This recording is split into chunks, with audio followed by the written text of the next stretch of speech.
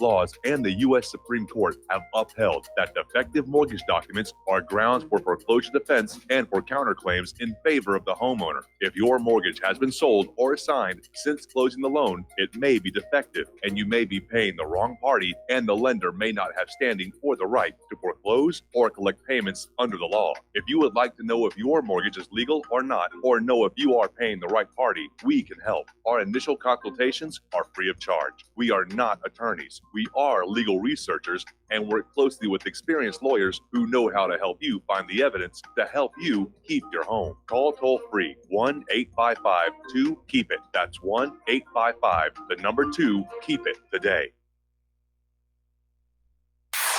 You're listening to Republic Broadcasting Network, because you can handle the truth.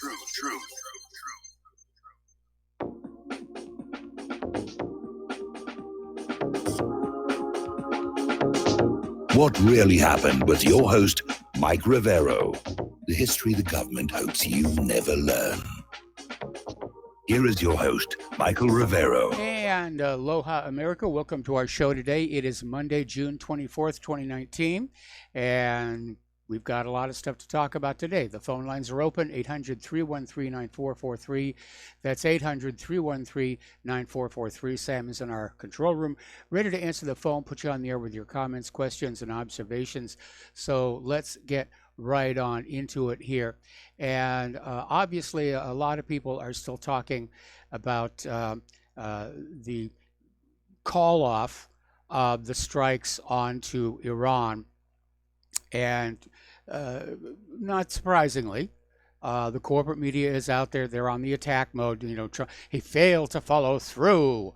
And basically, it's being shown as a sign of weakness on his part. I think the weakness was in getting suckered into calling for the attack to begin with. The White House is now saying there never was an approval given to begin with. They don't know where that's coming from. So everybody's pointing fingers here. But again, it was a near miss to get the war going.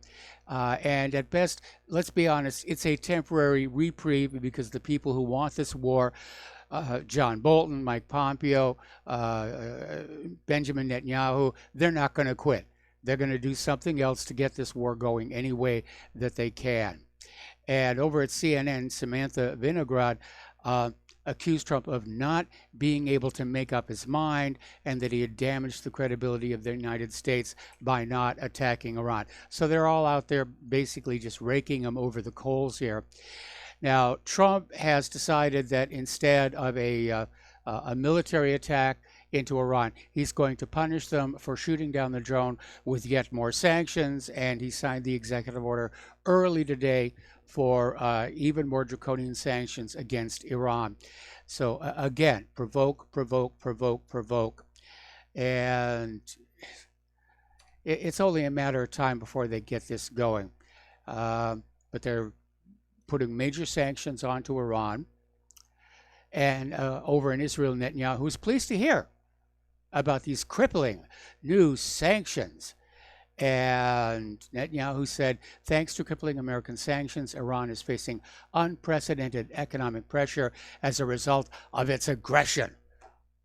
I'm sorry, I must have missed something. Where did Iran aggress against anybody?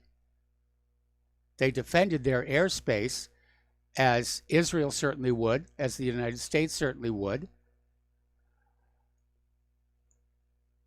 But that's talking a point. Bad Iran, they're aggressors, they're evil, they're bad. Sooner or later, we've got to deal with them here. Now, Iran, along with showing the debris they recovered from the drone, which they recovered from their territorial waters, apparently they were able to extract the GPS data of exactly where the drone had gone. And in point of fact, it was in Iranian airspace when it was shot down. So the United States is now kind of walking back this claim that the drone was in international airspace and over international waters. But as a small point to keep in mind, there are no international waters in the Straits of Hormuz. That channel is jointly shared by Iran and Oman. And they allow shipping to go through, but there is no such thing as international waters in the Straits of Hormuz. So you have to wonder if this was intentional, to send the drone into Iranian airspace, have it get shot down, and then use that as a pretext for the attack. And apparently there was a U.S. Navy aircraft with some people on board that was shadowing the drone at the time, and Iran had it on their radar and prudently declined to shoot that one down. They just took out the drone here. But, you know, Iran is still standing tall. They're dealing with these U.S. economic and military aggression. And at this point, I think that Trump and those around him who are arguing for the war, they weren't expecting this level of restraint and resistance. Apparently, they really thought that they were going to provoke Iran into doing something that would allow the United States to justify an attack. And they didn't. Now, this drone, this Global Hawk, is a very expensive piece of kit. It's around $176 million. That's more expensive than the F-35 stealth fighter, which is around $89 million. But the drone is supposed to be harder for air defense systems to track and hit, and yet Iran did so. So the situation, again, it's a temporary reprieve at best here. And there's still a lot of talk out there about how Iran is going to send Hezbollah to commit acts of terror in the United States of America. There will be another attack on a ship, blah, blah, blah, blah, blah, blah, blah, blah. Okay, we're going to do a shout out to our on-air affiliates who are just now rejoining our network. And article that came on out from UNS.com, Trump may be in too deep to avoid the war with Iran. And unfortunately, I tend to agree, because those who want the war are going to keep on pushing. And there's really no way for Trump to pull on out. Again, as we mentioned a little earlier, the corporate media and his opponents are already out there trying to portray his decision to call off or not go through with this attack on Iran as a sign of weakness and capitulation. And it's being spun as this incredible negative, and they're really going after him. And the problem is, Trump may not be ready for a full-on war against Iran, looking for a decisive victory. And little tiny potshot strikes like this actually create more problems than they solve, in particular in terms of finding some way to get back to the negotiating table. So Iran is out there basically saying that, okay, it is time for maximum counter pressure, and that is a reference to the United States comment about maximum pressure on Iran. And Iran is out there saying that the new sanctions are just fabricated excuses. But there is still talk that Iran could, at some point, in response even just to the new sanctions, close the Strait of Hormuz. Now, that would be a major, major problem. All they have to do is start shooting at those tankers. The tankers are going to go away. The presence of the American warships is not going to reassure them that they're safe, especially if one of them gets hit. Well, we've already had a couple of these tankers get hit. We're not exactly sure by who, but the fact that they were hit, I'm sure, is weighing very heavily on the owners of all these tankers. If the Strait of Hormuz shuts down, it will destroy the U.S. economy, because it will trigger the 1.2 quadrillion exposure in derivatives. And so that may be why Trump called off the attack, because apparently Iran knew the attack was coming. They'd been informed by Oman, and they may have gotten onto the phone and say, if you go through with this attack, we'll close the Strait of Hormuz. And that is a credible threat. Now, John Bolton is down there in Israel. He's talking tough and saying, our military is ready to go. And he's threatening Iran not to mistake U.S. prudence and discretion for weakness. So he's out there talking tough, and he's conferring with Netanyahu probably on how to provoke this war, either to get Iran to attack the U.S. or to just get the U.S. to attack Iran. And more than likely, they're planning a more serious false flag that would force Trump to save face by attacking Iran. Now, last week we were talking about this article that said that Israel might strike at an oil refinery in Saudi Arabia and frame Iran for it. But again, how many of these false flags and lies have we seen to get us into these pointless wars here?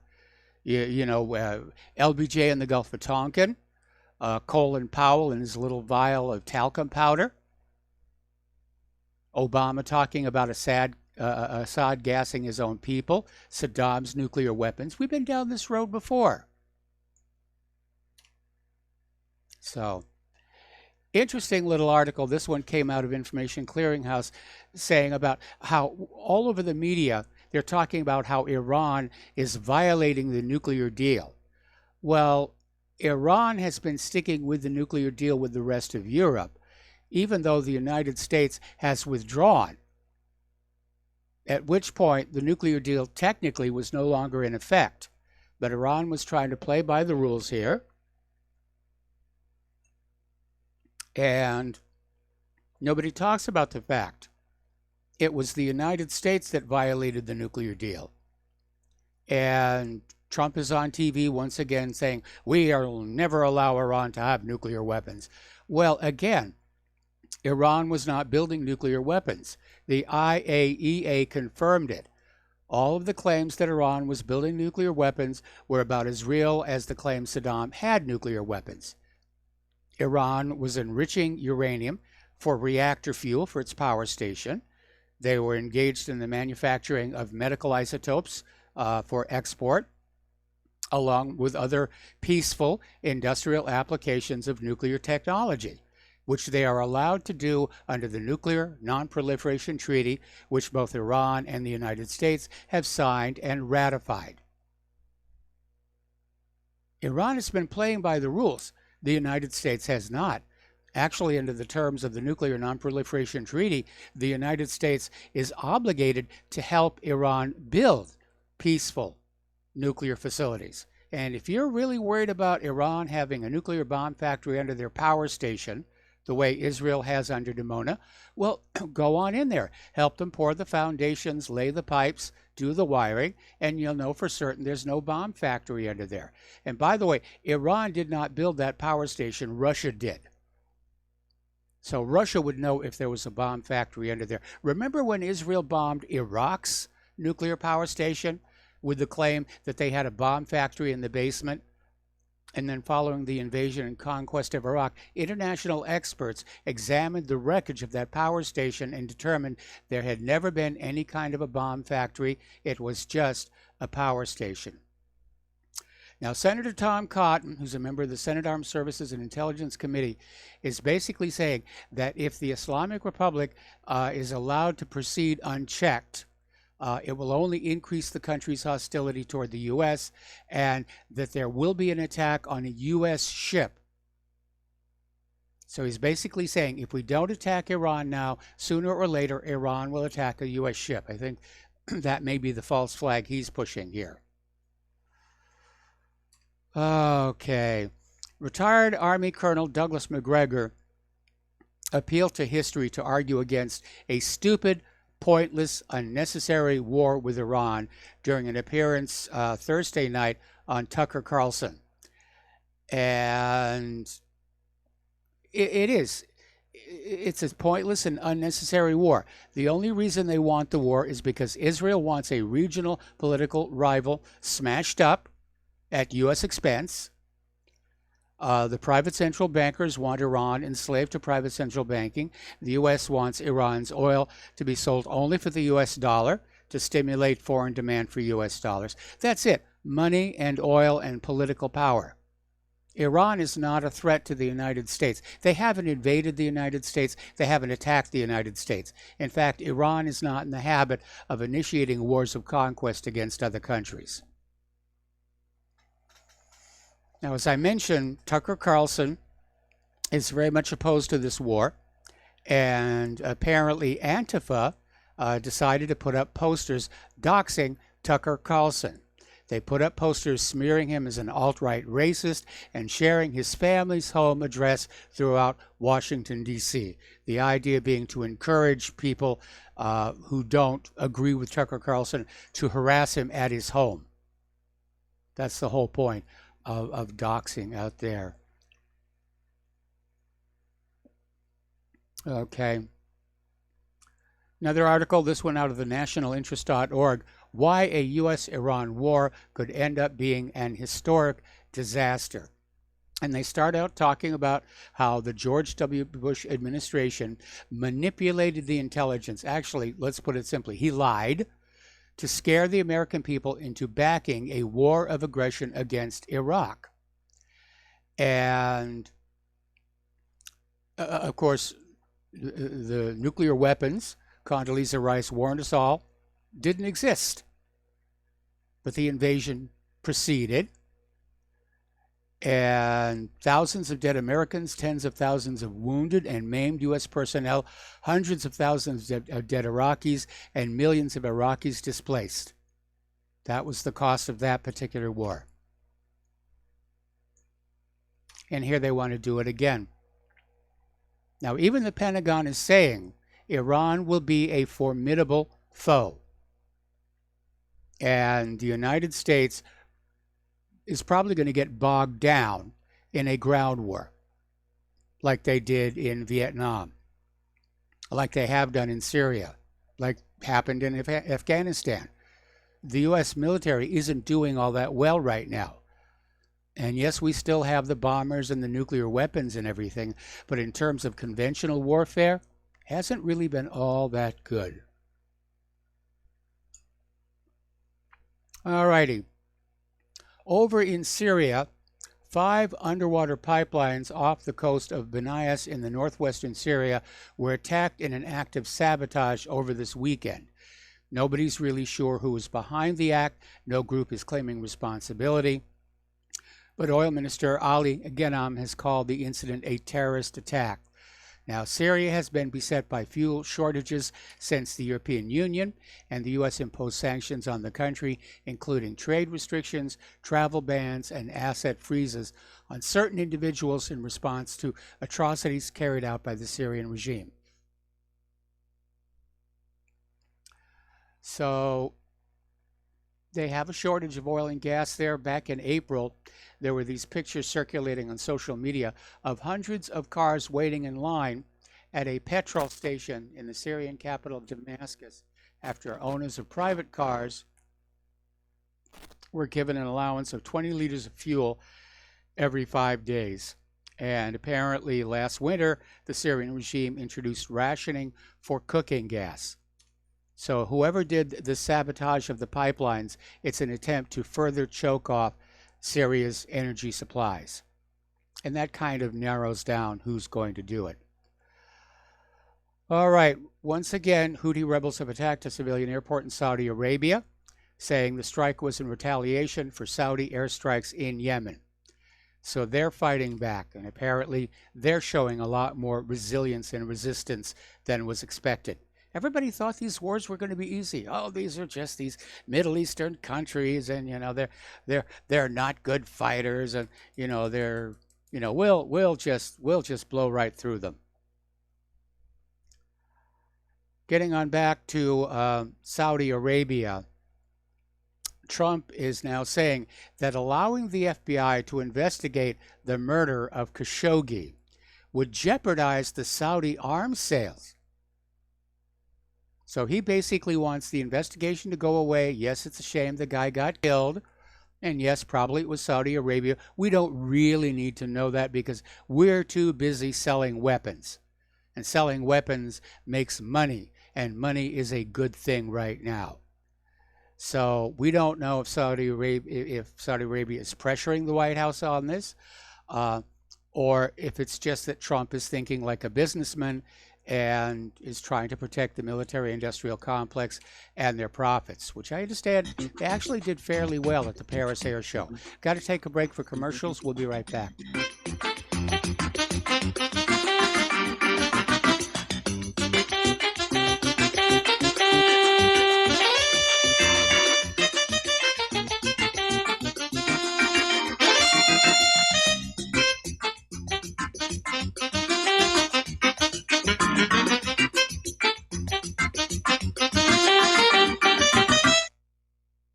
Corporate media dominates the American opinion. Finding independent voices that counter this avalanche is becoming increasingly difficult. With the endless corruption running rampant throughout our government, independent voices are needed more than ever to battle the offensive against our freedoms and liberties. As a listener of RBN, no one understands this concept better than you.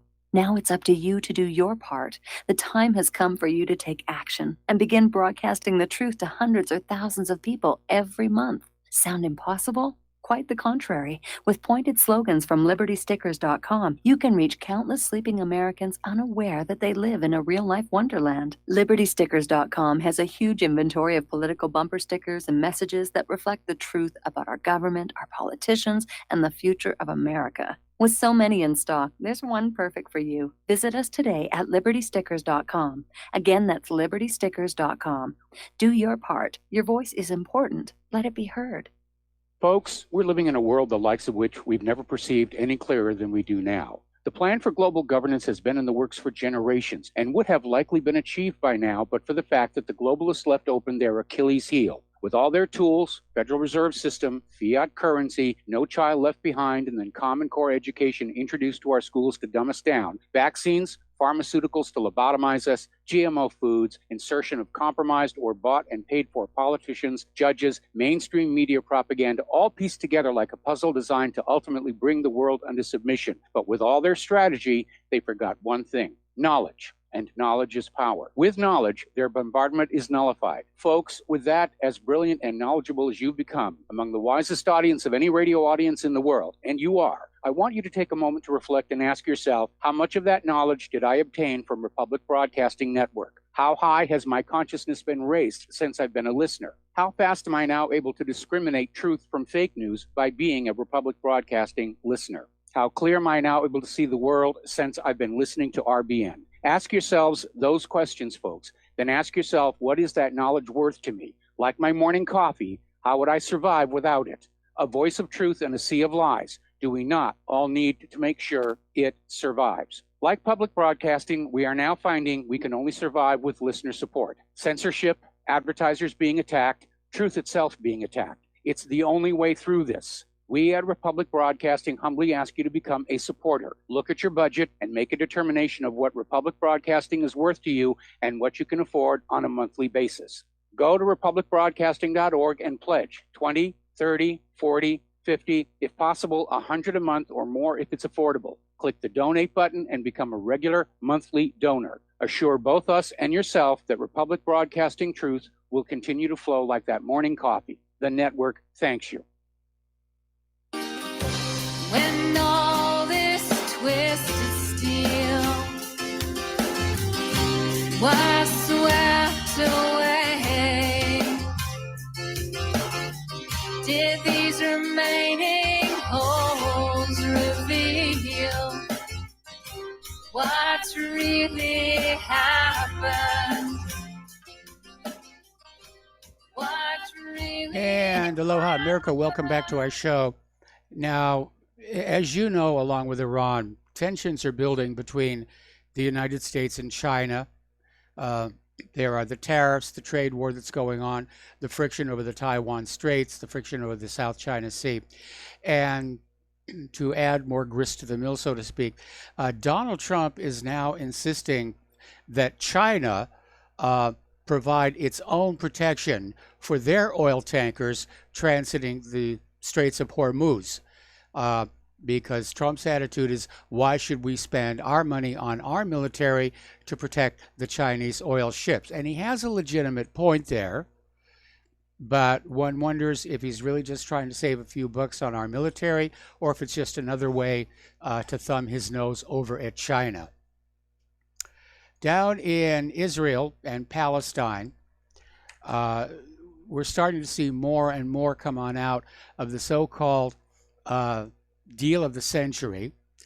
And over the weekend, the White House released the economic component called Peace to Prosperity. And it calls for $50 billion in investments spread over 179 projects. Half the money would be spent on Palestinian infrastructure over the next 10 years, the rest going to Egypt, Lebanon, and Jordan.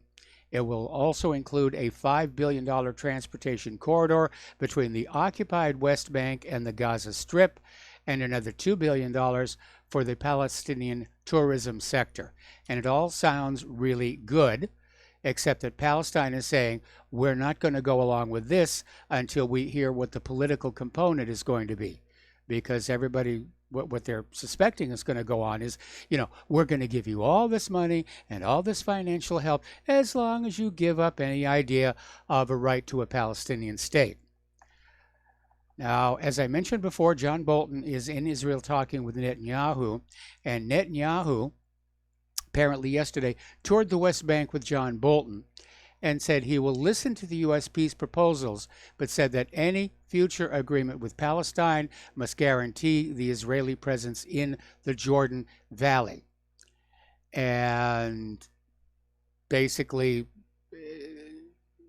Netanyahu was also adamant that the Israeli presence in the Jordan Valley guarantees stability and security for the entire region, and that the IDF leaving the occupied Palestinian lands would result in war and terror. So what Netanyahu is saying is that they're going to stay in the West Bank. Regardless of what the deal of the century says, they're going to stay in the West Bank. All right, let's grab ourselves a phone call here. Tony in Puerto Rico. Aloha. Welcome to the show. What's on your mind?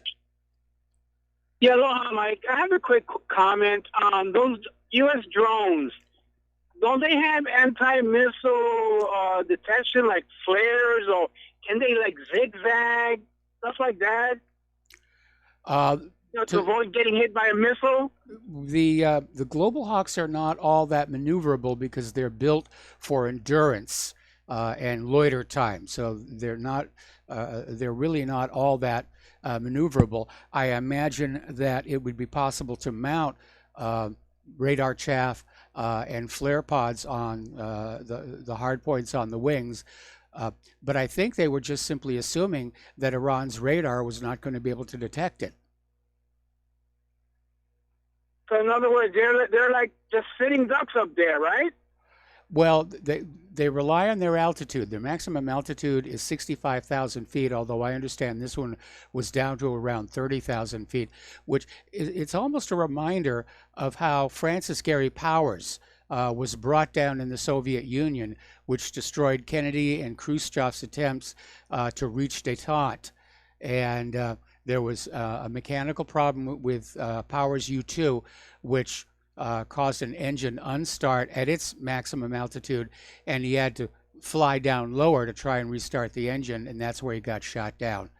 But in this case, apparently Iran has got some kind of a radar which can actually detect the Global Hawk. Well, maybe that make Donald Trump think twice before attacking. What do you think? Well, I'm sure that, if this was sent in there deliberately to have Iran shoot it down, they may have installed what's called a blip-enhanced transponder, where it would give a radar return where otherwise it would not. I got you. Okay, thank you, Mike. All right, thanks an awful lot, Tony. We're going to let you go. Okay, another little article over here at Middle East Monitor. The day after, what if Israel annexes the West Bank? And it says that calls for the annexation of the occupied West Bank are gaining momentum in both Tel Aviv and Washington. And if Israel goes ahead and does that, the deal of the century is basically over and done with. And annexing the occupied Palestinian territories will only reinforce the current rethink of the Palestinian strategy. It's just going to make things worse. We got to take another break for commercials. We'll be right back.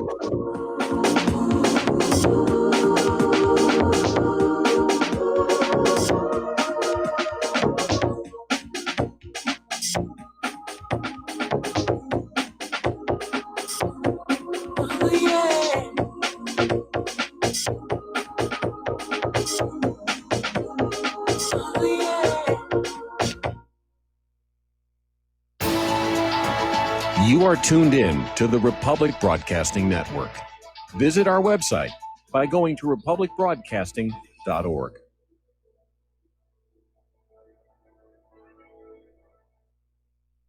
Homeowners, if your lender has gone out of business or sold your transaction to another lender or servicer, you may be the victim of a wrongful foreclosure resulting in the loss of your home. If you've already lost your home, are in foreclosure, or even in good standing, you can challenge the mortgage transaction's illegal issue and your property can be restored to you, and your foreclosure can be stopped or reversed and the mortgage transaction declared unenforceable. State laws, U.S. title codes, the Uniform Commercial Codes, and U.S. Supreme Court rulings have upheld that defective mortgage documentations can reverse or stop foreclosures and enforce property title claims in favor of the homeowner. We are having successes in stopping the process of foreclosure, the enforcement of the foreclosure judgments, the sale of property, and evictions after the sale. We are not attorneys, and we don't give legal advice. We are a professional team of legal researchers, providing forensic mortgage audits and expert witnesses. We have the knowledge to produce the evidence and enforce laws regarding your legal issues. We've been in business for 12 years without a complaint. Consultations are free, and we provide a free title search to confirm if your mortgage has legal defects. Please call 855-253-3748. 855, the number 2, keep it today. Tired of being lied to by mass media? It's growing more and more apparent today that news is received less and less through standard media outlets. Even with a growing audience every day, RBN is beginning to direct more efforts into social media. Social media and the use of the internet is fast becoming the primary source of people for news, regardless of demographic. RBN has set out to provide some of the best news on the internet through republicbroadcasting.org, and also has begun to use the tools to our advantage by way of social media. Republic Broadcasting is now operating a Facebook page to function as yet another avenue to have our collective voice reach new audiences across not only America, but across the globe as well. The Facebook page features not only news, but also an RBN player to listen to our broadcasts. Get involved by visiting facebook.com/Republic Broadcasting and liking our page and share it with your friends and family, because you can handle the truth. Without the right accessories, any guy can be off the mark. Whether you've invested thousands in your arsenal or you own a single trusted firearm, a visit to AROutfitting.com is in order. It's one of the finest online selections of tactical optics and AR parts and add-ons, like EOTech, quick target acquisition with no peripheral loss. Browse the full range of Nikon scopes and binoculars. AROutfitting.com can illuminate your world with Streamlight gun-mounted lights from keychain to large handhelds, up to 1,100 lumens. Find some stability with Battenfield tactical bipods. AirOutfitting.com has CMMG gun parts, barrels, assemblies, handguards, part kits, and more. Plus mag-full clips and magazines. I know I've got you excited, so take a breath. Head to AirOutfitting.com. The site's super easy to navigate and features a ton of technical info, including links to manuals. We also welcome vendor and manufacturer inquiries. Remember, if you don't see it, we can get it at AROutfitting.com. We the people, in order to form a more perfect union, establish justice, ensure domestic tranquility,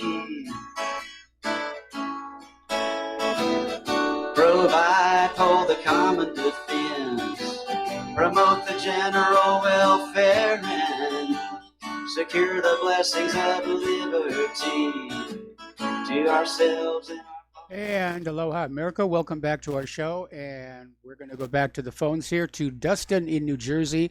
Aloha, Dustin. Welcome to the show. What's on your mind? Dustin, are you there? Yeah, hi, Mike. How you doing? I'm doing okay. What's on your mind? The U-2, did that have any countermeasures? No. These are aircraft that are designed to fly very high and very fast and basically rely on their altitude and speed to be untouchable. When they were first building what came to be known as the SR-71, they actually engineered a drone for it that would fit on the upper hull. And then they abandoned it when they realized that the SR-71 was fast enough and high enough where it could pretty much go wherever it wanted to go. Yeah, because you know what, Mike? Like, wouldn't the countermeasures really be to protect the pilot? That's why I don't think there's one drone that has any countermeasures, at least not in our so-called arsenal, of drones. I mean, the Yes. Global Hawk is the top of the pyramid. Yes. The Reaper is more of a kill drone. This is just surveillance. But I bet you, well, most likely this has some kind of ECM, electronic countermeasures, but not no flares or chaff. And then, Mike, by the way, the Iranians shot it down with supposedly the Korad-15, which is their new missile, but that's not even the S-300, which is like the top, that's on the top of the totem pole. So this thing was brought down with a mid-range missile from a home-produced Iranian missile, which tells you something that, you want to go to war with. Let me tell you, if they have this, they have anti-ship missiles, that can hit ships, and you can't stop 60, 80 missiles. You won't stop them all, and I just find it crazy how the media, oh my God, Erin Burnett and all these people, this is what these people are. You realize, like, what Trump has exposed is what these people are, and Adam Schiff and stuff. Surprisingly, Nancy Pelosi comes out and wasn't it Chuck Schumer also, which they're not like great people. Nope. But they know a war with Iran is beyond our means. Sure, we can beat Iran, but at what cost? Mike, like at what cost? What's acceptable? Like the Saudi oil fields going up and Israel may be getting hit, or other things, attacks going on all around the world, which, I really don't see these. I mean, name a terrorist attack the Iranians did. You know what I mean? Like, it's all been from Saudi Arabia, funded by the West. I mean, that everything since before 9/11, like Afghanistan and stuff. It's all been funded by the West. Bin Laden, the Mujahideen, all this. Yes. It's been funded by the West. So, but you notice how they protect Saudi Arabia. It just blows my mind how you can protect Saudi Arabia and Iran's the bad guy, because I know why they say Iran's the bad guy. But, I mean, it's amazing how a lot of evangelicals are even like, do they even have YouTube? Go watch, people go to work and talk on their cell phones in Iran. Like, I don't think Americans understand that. Like, people have cell phones in China and Russia and North Korea. Those horrible dictators. People go to work and come home and they love their kids in those countries. Yes. What it seems to me? It seems Americans and the West in general just don't look at the rest other people like that. Like, that's what I think. It seems like we look at them as just a lot lesser quality. Well, that's what we're being told all the time. Growing up, we're the greatest nation on earth, and we've got all these wonderful things, and these other countries are living in a state of extreme primitiveness. Now, speaking of YouTube, there is a wonderful documentary. It's called Please Don't Tell My Mother I'm in Iran, and it was shot by an Israeli documentary maker who just went on into Iran, and he just went around talking to people and showed they're just like us. They got jobs, they got businesses, they got families, they're living their lives. They're not bad people. And it's always a good idea to look at who you're being told is the enemy and see if they're really as evil as you're being told. And generally, they're not. They're just like us, just pointed back at us. And so it's ignorant. Now, getting on back to the drone, if Iran shot that aircraft down and you're right, it was one of their mid-level missiles. It wasn't their best. Then one of two things is obvious. It was intended for Iran to shoot that drone down as a pretext for attacking, or the Global Hawk drone, like so many other pieces of military technology coming out of the United States of America, doesn't really perform the way it's supposed to for all the money that was poured into it. You know, Mike, it comes down to ignorance. I still talk to people, they think, oh, Russia, bunch of rust bucket military equipment, and they're broken stuff. All you have to do is go on YouTube, St. Petersburg.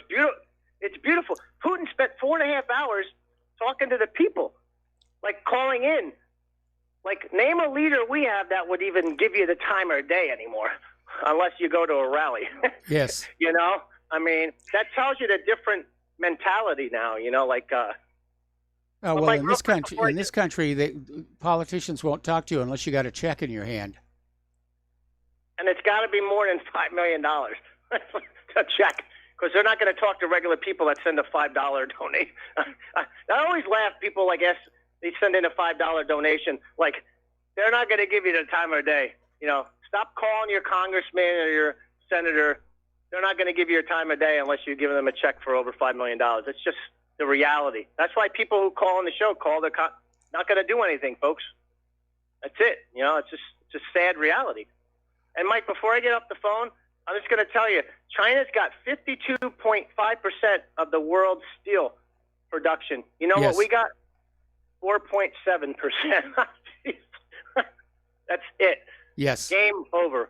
Have a good show, Mike. All right. Thanks an awful lot. Well, that's one of the reasons why so much of our weaponry is now being built more with aluminum than with steel. I mean, obviously,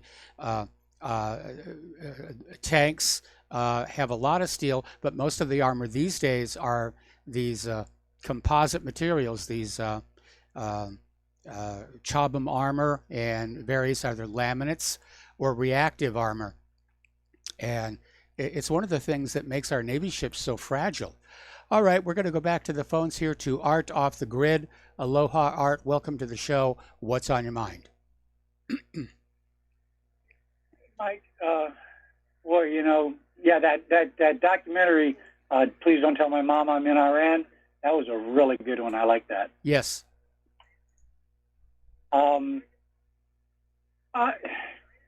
This thing about reparations, you know, we've talked, I don't know how many times about the so-called reparations for slavery and all of this kind of craziness.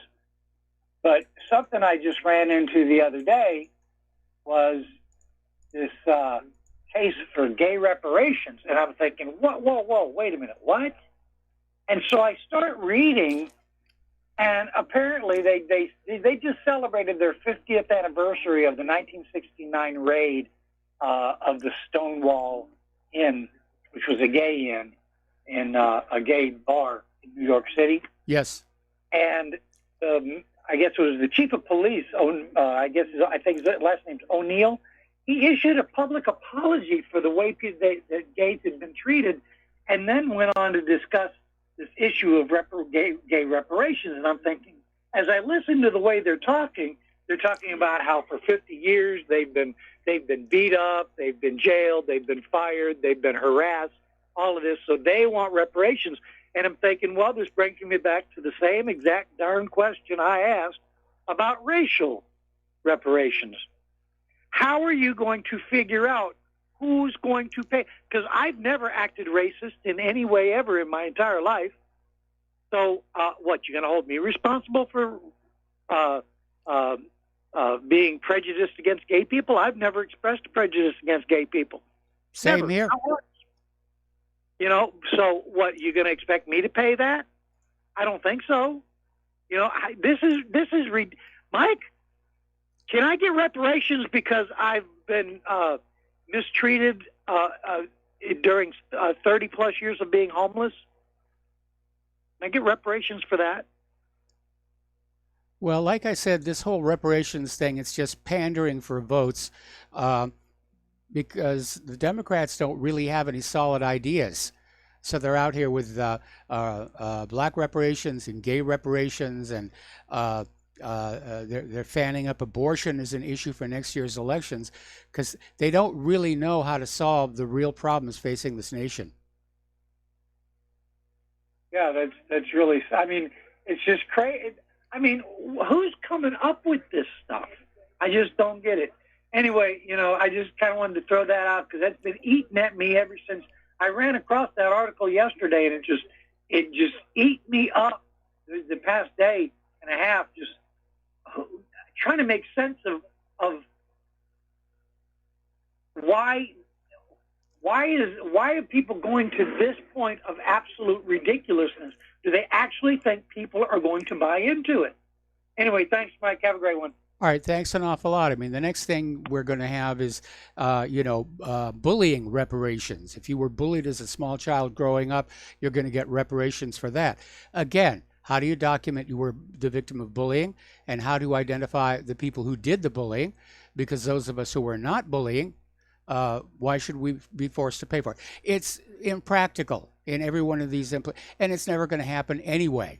It's just pandering for votes. Okay, back to the phones here to Joe in California. Aloha, Joe. Welcome to the show. What's on your mind? Aloha, Mike. Just a few points before I get to my main question. Yeah, Dustin's exactly right. I mean, when I do call my congressman or senator, I always preface it by saying, I'm not a big contributor. I'm just a common voter, and this is my opinion. So just wanted to get that out there. Secondly, on Mike from Brazil, he raised some good points a few days ago, and he's right about Stalin being a butcher, but FDR and Churchill were just about on the same level. So I just wanted to get that out there as well. When they met.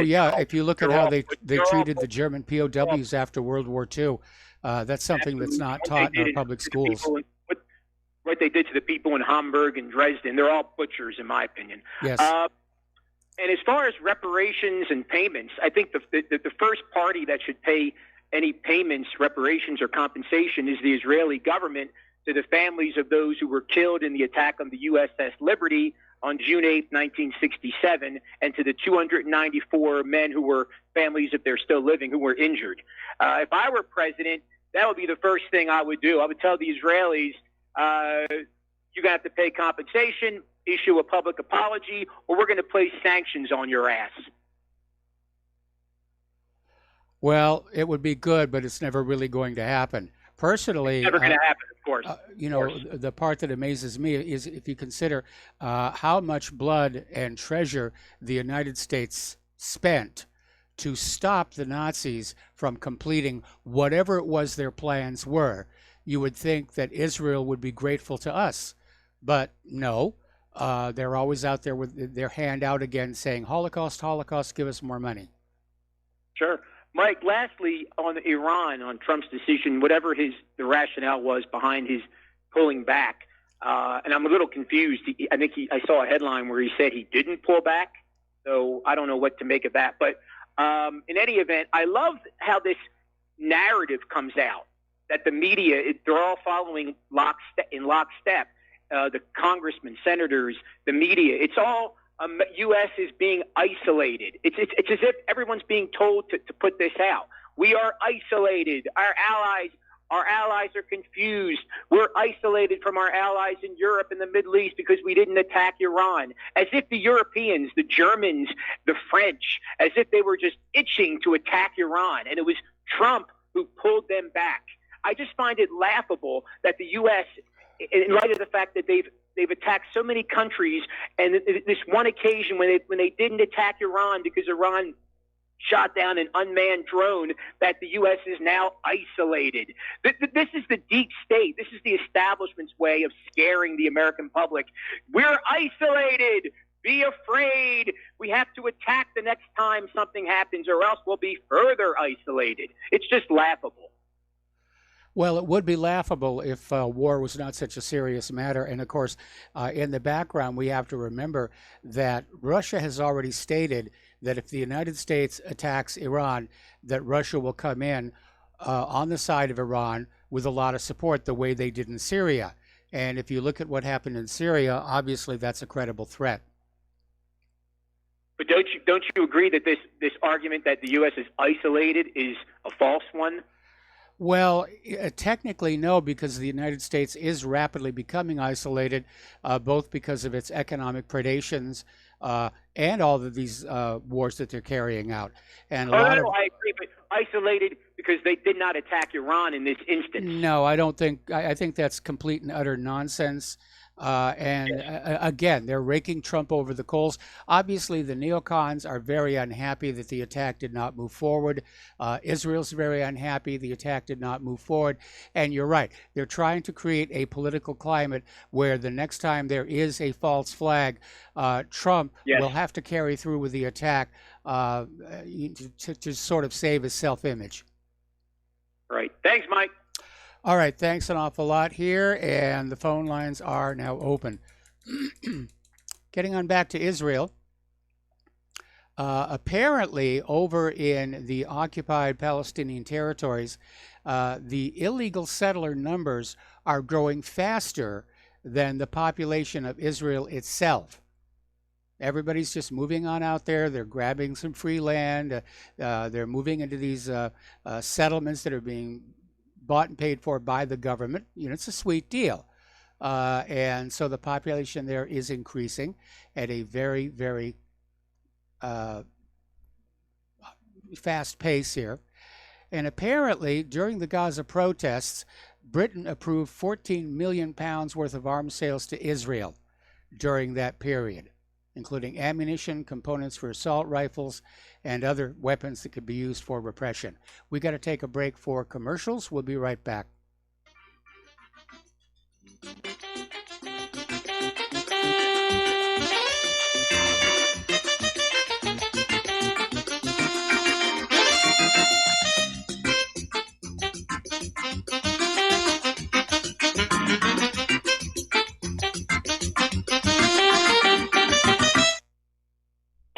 Okay, nurse, let's get this man to the ER stat. Right away, doctor. We see this every day. Heart attack or angina pain due to blocked and clogged arteries. Chelation can remove obstructions or blockages from arteries and help avoid painful and expensive surgery. Now there's Angioprim. It's a liquid oral chelation product that you take with juice. You start to feel the results fast. Angioprim increases blood flow all over the body, and that means more energy and strength to take on the day with less aches and pains. 60 years of research has gone into chelation, and Angioprim is the result. A safe and easy way to unblock your veins and arteries from buildup that slow circulation. Paging Dr. Jones. Please report to the emergency room right away. Log on now for a special radio offer from Angioprim. That's angioprim.com/radio. ANGIOPRIM. Angioprim.com/radio or call 877-882-7221. That's 877-882-7221. Corporate media dominates the American opinion. Finding independent voices that counter this avalanche is becoming increasingly difficult. With the endless corruption running rampant throughout our government, independent voices are needed more than ever to battle the offensive against our freedoms and liberties. As a listener of RBN, no one understands this concept better than you. Now it's up to you to do your part. The time has come for you to take action and begin broadcasting the truth to hundreds or thousands of people every month. Sound impossible? Quite the contrary. With pointed slogans from LibertyStickers.com, you can reach countless sleeping Americans unaware that they live in a real-life wonderland. LibertyStickers.com has a huge inventory of political bumper stickers and messages that reflect the truth about our government, our politicians, and the future of America. With so many in stock, there's one perfect for you. Visit us today at LibertyStickers.com. Again, that's LibertyStickers.com. Do your part. Your voice is important. Let it be heard. The reviews for Extendivite are amazing. Here are some from Amazon. By Christine, great for heart palpitations. By Ann, before I started using this product, every afternoon my ankles and my hands would be swollen. That doesn't happen anymore. So if that part of their advertising is true, I have to assume that the rest of it is also. Not to mention that when I had my yearly blood test, only a few weeks after beginning to use this product, my cholesterol had dropped over 30 points. I'm going to continue to take it. By Croc, I love this product. It really works. By Brad, works great, thank you. Tell us your story. Get your Extendivite today. To order, call 1-877-928-8822. That's 1-877-928-8822 or visit heartdrop.com. Extend your life with Extendovite. When all this twisted steel was swept away, did these remaining holes reveal what's really happened? What's really And aloha, America. Welcome back to our show. We're going to go back to the phones to Nancy in California. Aloha, Nancy. Welcome to the show. What's on your mind? Hello, Mike. I agree with the last caller. So do you consider yourself a constitutionalist? Yes, I do. Okay, and what did the founding fathers say? They said to stick to your own business. Don't go, meddling in the affairs of other countries, and that's all we do. Well, that was George Washington's farewell address. Excuse me? That was George Washington's farewell address to beware of foreign entanglements. He also said to beware of the two-party system, that it would, and then he talked about what that would create. Basically, it's a house divided. And okay, Nancy, the house divided was Abraham Lincoln trying to justify the Civil War. When George Washington was president, there was no two-party system. That did not emerge until much, much later. When this country it was a warning. I believe that in his farewell address, he talked about the bane of the two-party system. I'm not saying that there was a two-party system. I think it may have been just a warning. Well, I'll tell you what. Next commercial break, I'm going to go back and take a look at his farewell address, but I don't think that's in there. But so I just want to know what you think about when they to me, it's liberals who always use the word and the fear isolationism. It's ridiculous.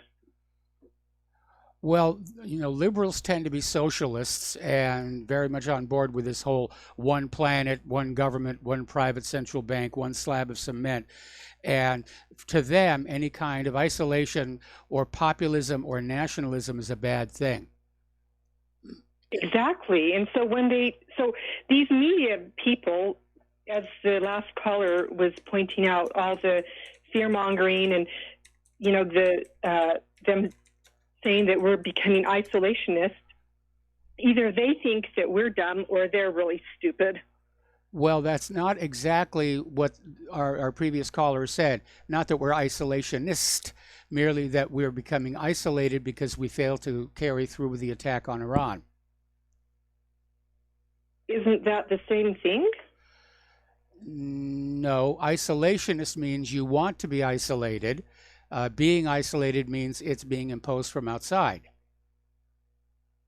So who's isolating us because we're not attacking Iran? I don't know that anybody actually is. I think it's just a piece of propaganda. As the previous caller said, it's intended to try and motivate the American people to say, yes, we must attack Iran or we're going to be isolated from the rest of the world.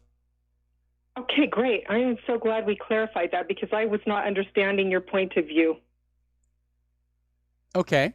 I thought that you were for, not being isolated, or anyway, I had misunderstood your point of view, but thank you so much for clarifying. All right. Well, thank you very much for the phone call, Nancy. I am a proponent of strong borders and national identity and sovereignty. I'm very much opposed to the idea of a one world government and a new world order. And we've seen throughout history, the larger and more powerful governments become, the more abusive they become toward their own people. And so I think a planet Earth with lots and lots and lots of little tiny countries each taking care of themselves is probably the best hope for human civilization. Got to take a break for station identification. We'll be right back.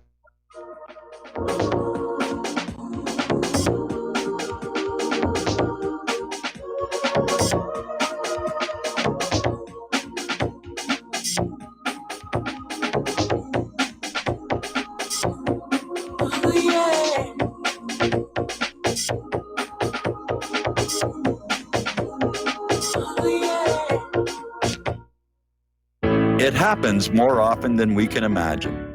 In my case, I was sitting at home, and out of nowhere, I just started feeling uncomfortable. Then it got worse, and I started perspiring. I tried to ignore it, but I waited too long. The chest pain came as we were driving to the hospital emergency. I felt my life clock begin to tick.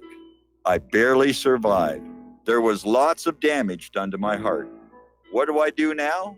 I was lucky.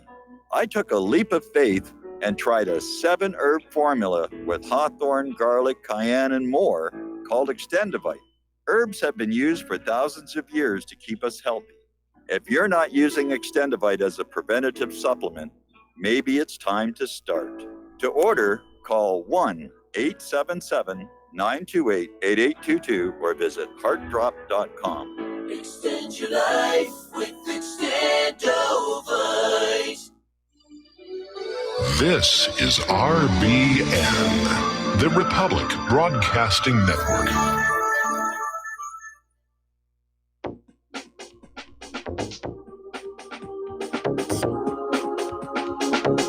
What really happened with your host, Mike Rivero, because World War III is a really bad idea. Here is your host, Michael Rivero. And aloha, America. Welcome back to our show here, hour number 2. The phone lines are open, 800-313-9443. And before we go back to the phones here, over the break, I did hunt down George Washington's farewell address.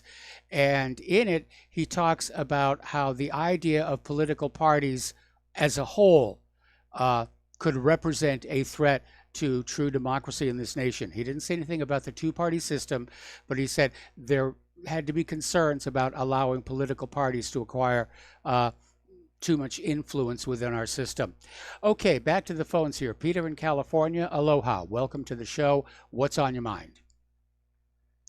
Hey, Mike, you were speculating a little earlier on what those two other targets might have been in the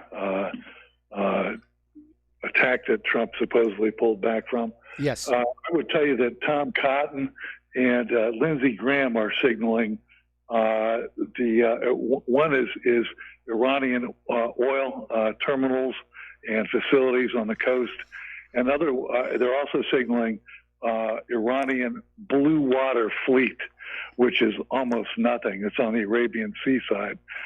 They have a blue water and a brown water fleet. The brown water is for the Persian Gulf area. It's mostly motor torpedo boats and small craft meant to swarm, any kind of larger warship in the restricted and shallow waterways of the Persian Gulf. But the blue water is like two outdated frigates, which are almost nothing, but would be, you could beat your chest if you were Trump or Bolton and say, we knocked out their blue water Navy. That's a possibility. I just wanted to throw those out there. And both Lindsey Graham and Cotton are sort of preparing people for those, but mentioning them in particular.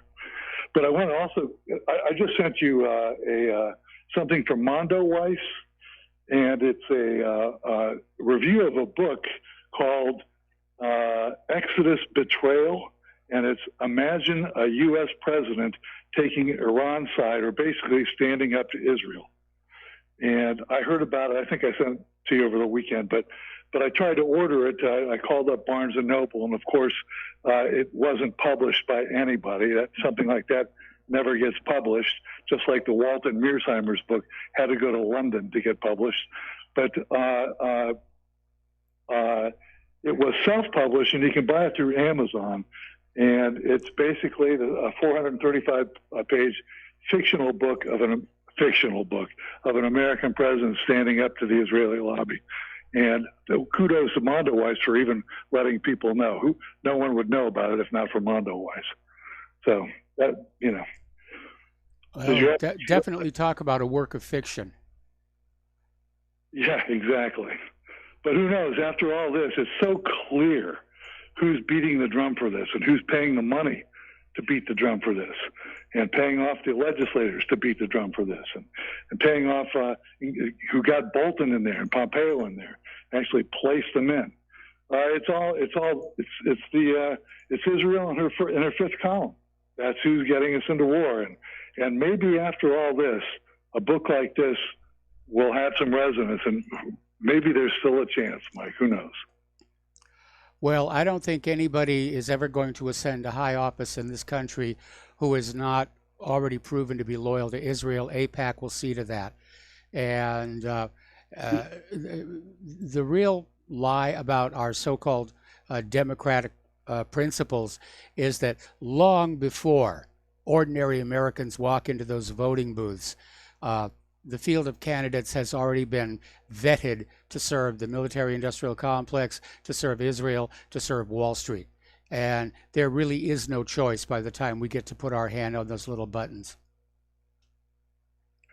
Yeah, this is, and even the author agrees with you on that, Mike, because the premise is the president assumes office after there's been some assassinations, and there's been no election that would do exactly as you've said it has been done throughout our history when it comes to Israel. Yeah, was the premise of the book, Mike, and you're right, it would never happen. Well, I just put up that Mondo Weiss link at whatreallyhappened.com so people can look at that. Well, thank you, Michael. Anyway, listen, you were up really early today, weren't you? Yeah. We had some unpleasant weather overhead that woke me up. I could tell by how early you're posting your articles. And whoa. Either Mike can't sleep or something's going on. But anyways, listen, thanks for the time, Mike. All right, you got it. Thanks an awful lot. I mean, you just wait until after we get back to Indiana. You know, we'll obviously be starting to load up the website much, much earlier in the day than we do now. All righty, getting on back to the international news. Apparently over in the Czech Republic, there is a major protest taking place demanding the Prime Minister Andrej Babis. They want him to step down. He's facing a criminal investigation over alleged fraud.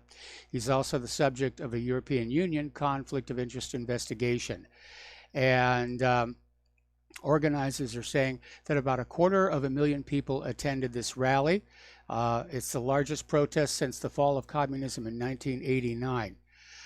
So the protest was organized by the Million Moments for Democracy group, and they started as this small student initiative, and it's just spread into a mass movement, kind of like the Yellow Vests did. So, little upset over there. We're going to do a shout out now to our on-air affiliates just now rejoining our network. Apparently over in Taiwan, they're having major protests against fake news. And apparently this happened yesterday. And they're protesting against pro-Beijing Taiwanese media. And media outlets that they see are engaging in brainwashing people or idolizing particular politicians with untruthful news report should get out of Taiwan.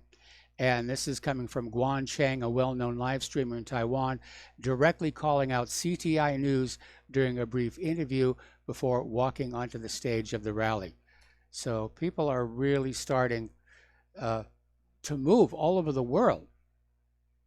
You're seeing all these protests all over the world against corruption, against false media. Sooner or later, it'll get here. It will get here. I know a lot of our callers bemoan the fact that the American people seem to be in this permanent state of torpor, of not wanting to get on out into the streets and say, you know, CNN is bad, for example.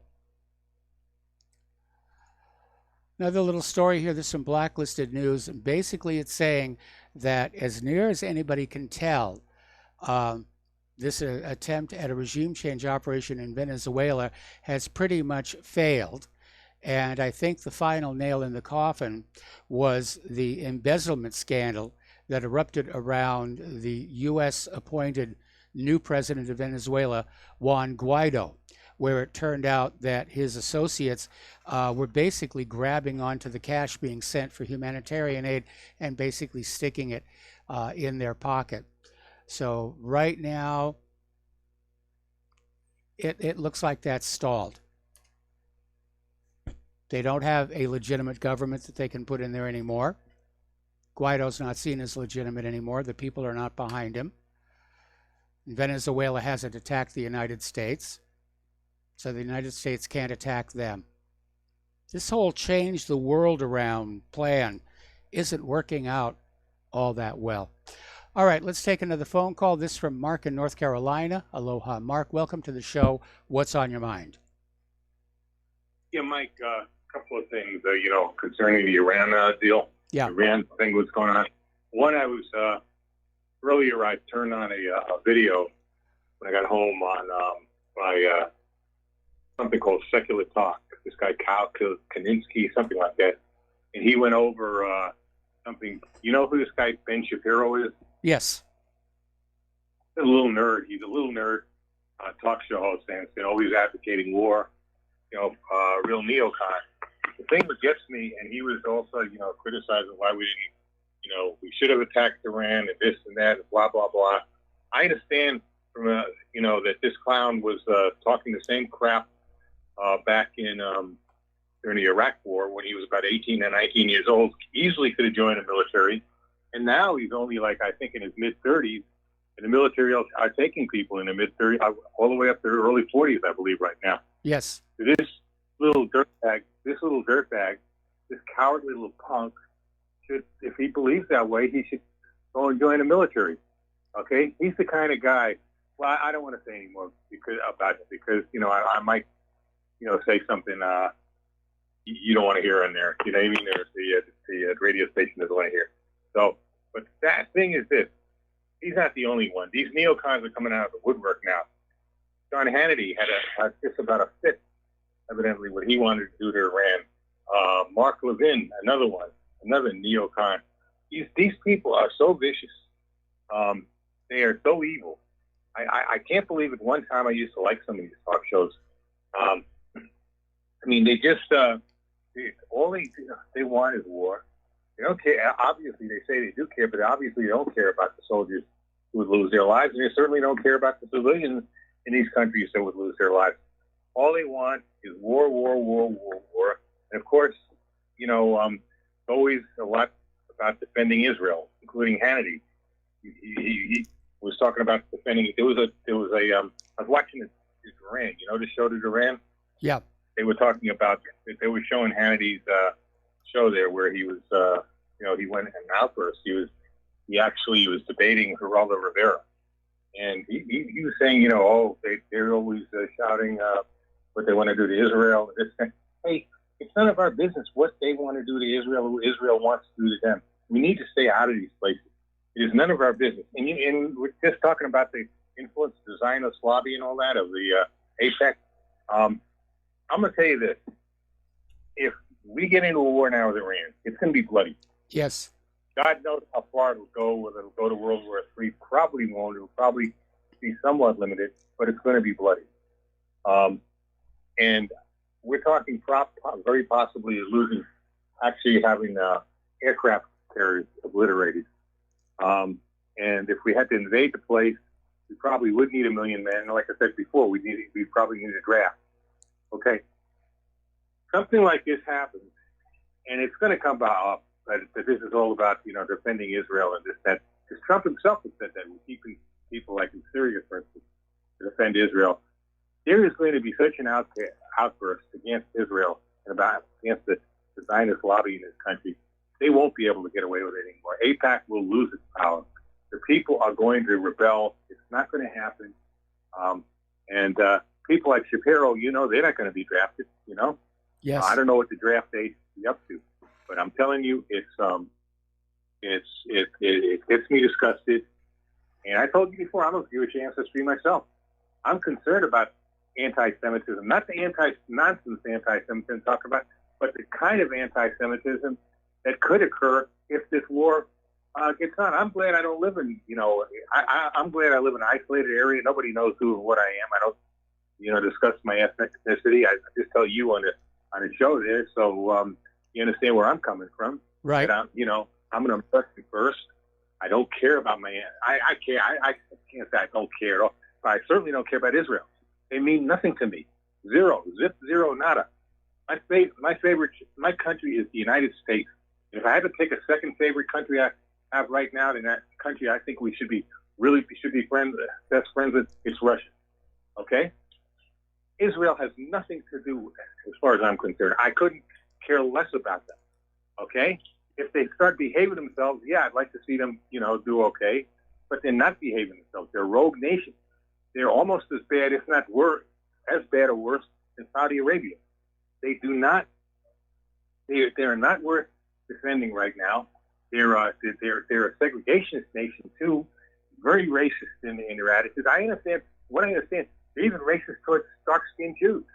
I understand there's some kind of racism there, like against certain Sephardic Jews and Yes. Ethiopian Jews. Yes. So, I mean, this is not a good nation, and they've got an evil.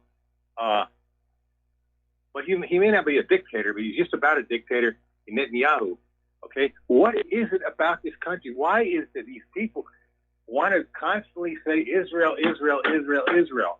It's not about Israel. It's about this country and about keeping ourselves, out of these wars and listening to George Washington and other patriots who warned about these things. Okay, who warned us, stay out of foreign entanglements. They're not necessary. We don't need them. We can defend our own country. We could cut our military, our so-called military defense budget. It's really not a defense budget. It's an imperial budget in half. And we'd still be completely safe from anybody attacking us. As a matter of fact, Russia has $61 billion they spend on their defense, and they're plenty powerful. They can defend their own country, and that's what's necessary, to defend your own country. We don't need to do this, Mike. It's not right. We got to bring our troops home. We got to stop these wars. It's not right. And we got to get out of that Middle East. These people hate each other so much, let them go at it. I don't know what to do with these Israelis and the Saudis. They seem like they're long-lost brothers now. Yes. So, if they want to take on Iran, let them go take on Iran. Good luck. Have fun. All right? Well, Israel doesn't like to fight their own wars. I mean, if you look back over the last 60 years, Israel's gotten itself into a few wars. They've done sort of okay. But their goal is to have other countries fight their wars for them. Psychiatrists call it "let's you and him fight," when it's done at the personal level. And that's what Israel wants to do. Israel wanted Iraq smashed up, but they didn't want to have to do it. They got the Americans to do it. Now Israel wants Iran smashed up, but they don't want to do it. They want the United States to do it. They couldn't do it unless they use nuclear weapons. And I would hope that somebody warns them, if you use nuclear weapons, we'll just, I know we're not going to do it, but maybe Russia would tell them, look, you use nuclear weapons. You want to go to war with Iran? Have fun. You and Saudi Arabia, whatever you want to do. But if you use nukes, we're going to nuke you. Maybe Russia or China would tell them that. Other than that, go ahead. You guys want to go fight? Because they're not going to be able to beat Iran. Iran would roll over them, probably in a couple of days. They're too big, too powerful.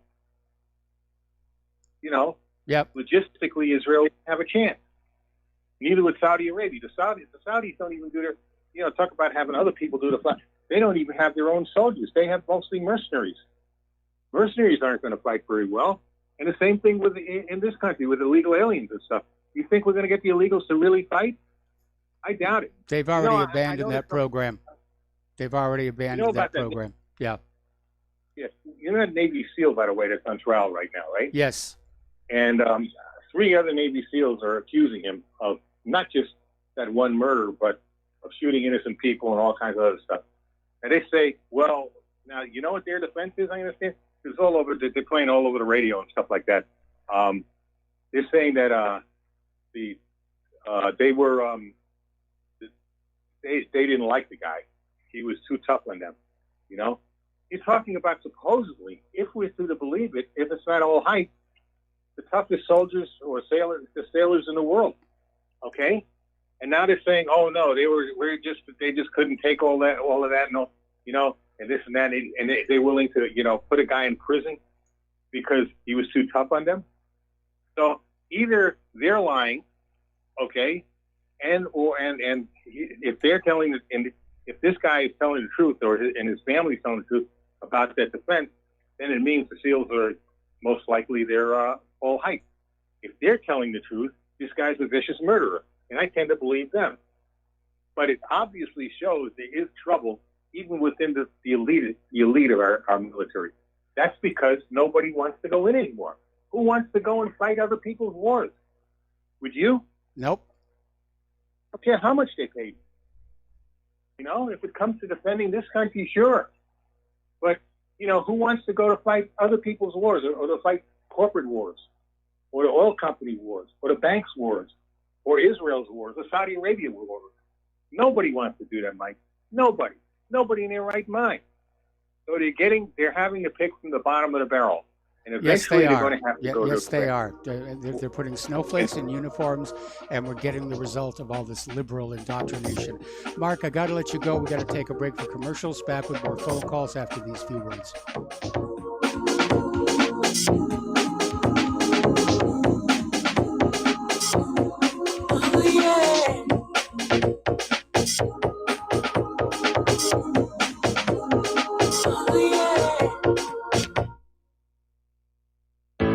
Many people write us about their experience with Extendivite. Allow me to read you some from Amazon.com. It really does work like the review says it does. I cannot believe that after the first few days, I didn't feel as sluggish or clogged up. It has had a profound impact on my physical, emotional well-being. I'm skeptical as most people about products and their claims, and I never write reviews, but this is a wonderful product and I recommend it to everyone.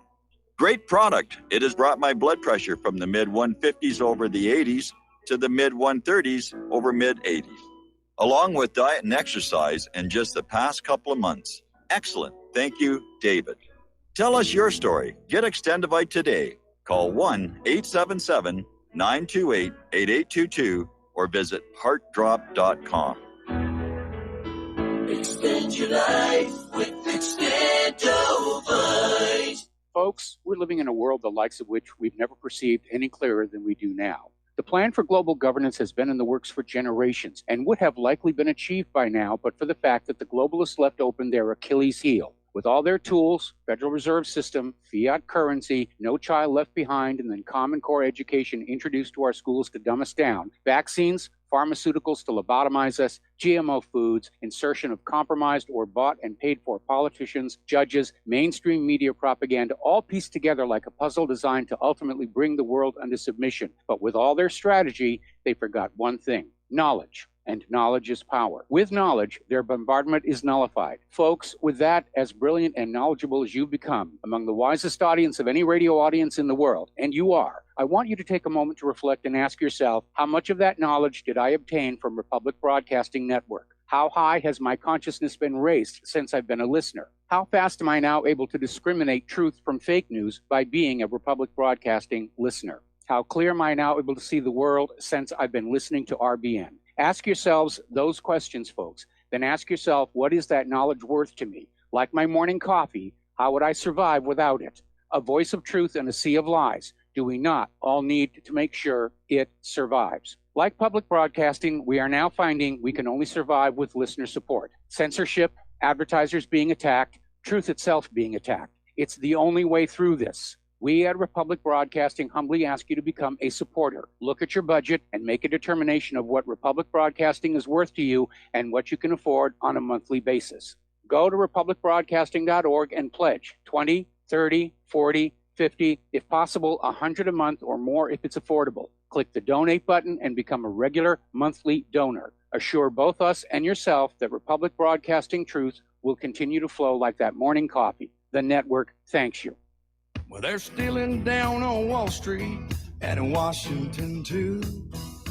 You know, it makes me wonder, what's a guy on Main Street to do? I've always tried to be an honest, upstanding kind of guy.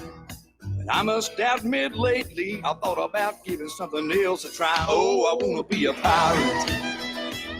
I want to sail the seven seas, yeah, I want to be a pirate. And aloha, America. Welcome back to our show here. We're going to go back to the phones here to Don in Iowa. Don, thank you for waiting so patiently. What's on your mind?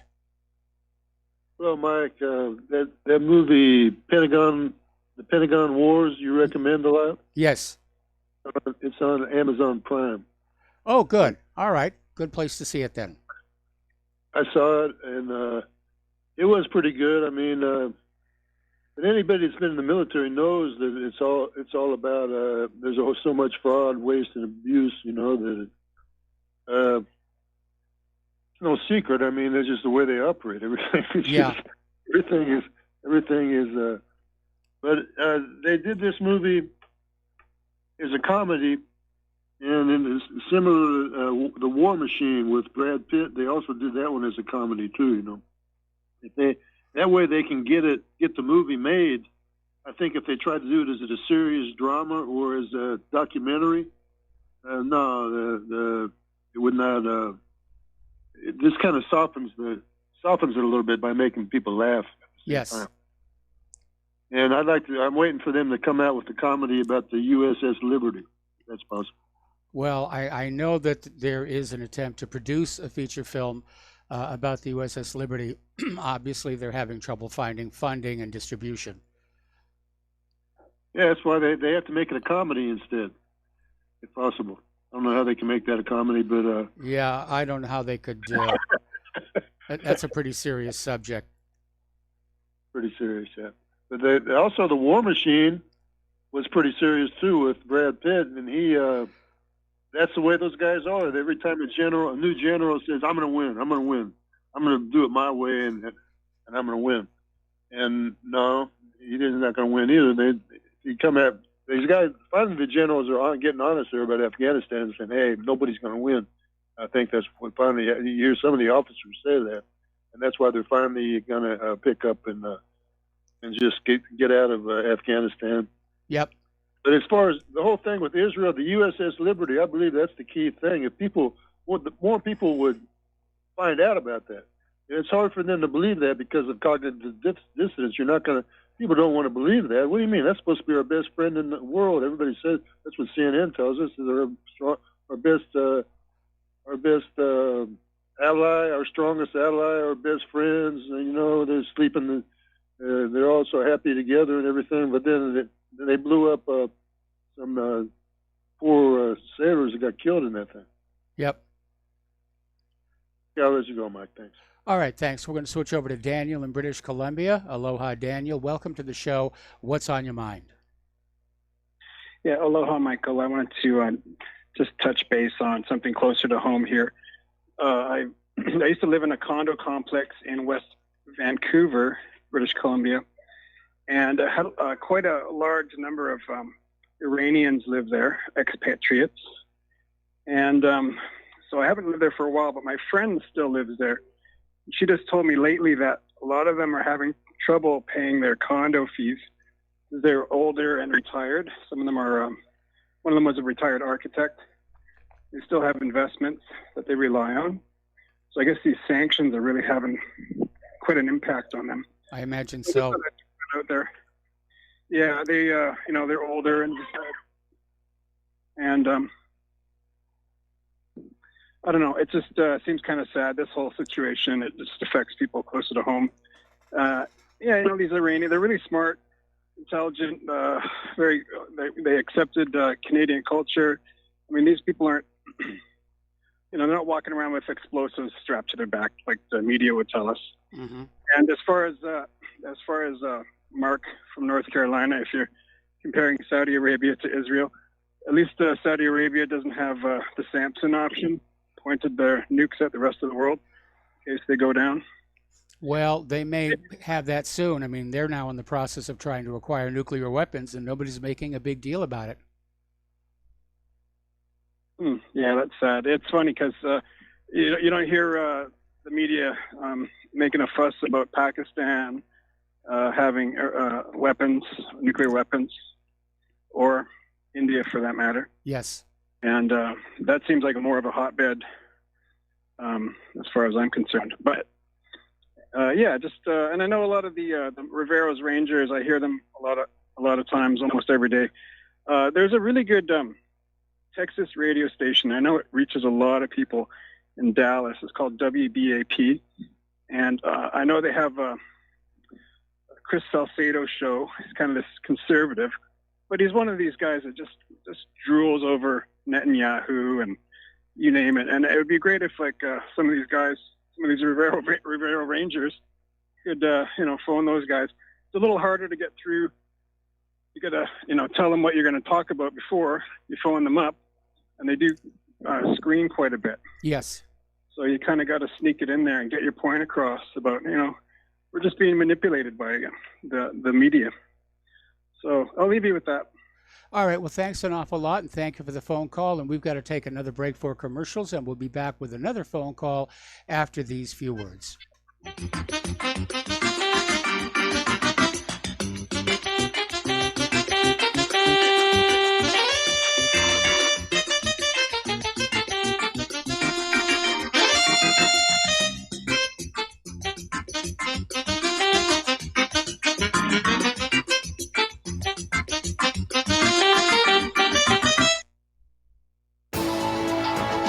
You are tuned in to the Republic Broadcasting Network. Visit our website by going to republicbroadcasting.org.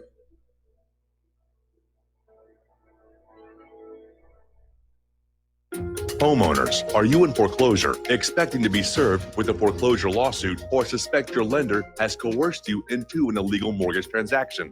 A huge number of mortgages made in the last 10 years have legal issues and are possibly defective. State laws and the U.S. Supreme Court have upheld that defective mortgage documents are grounds for foreclosure defense and for counterclaims in favor of the homeowner. If your mortgage has been sold or assigned since closing the loan, it may be defective and you may be paying the wrong party, and the lender may not have standing or the right to foreclose or collect payments under the law. If you would like to know if your mortgage is legal or not, or know if you are paying the right party, we can help. Our initial consultations are free of charge. We are not attorneys. We are legal researchers and work closely with experienced lawyers who know how to help you find the evidence to help you keep your home. Call toll free 1-855-2-KEEP-IT. That's 1-855-2-KEEP-IT today.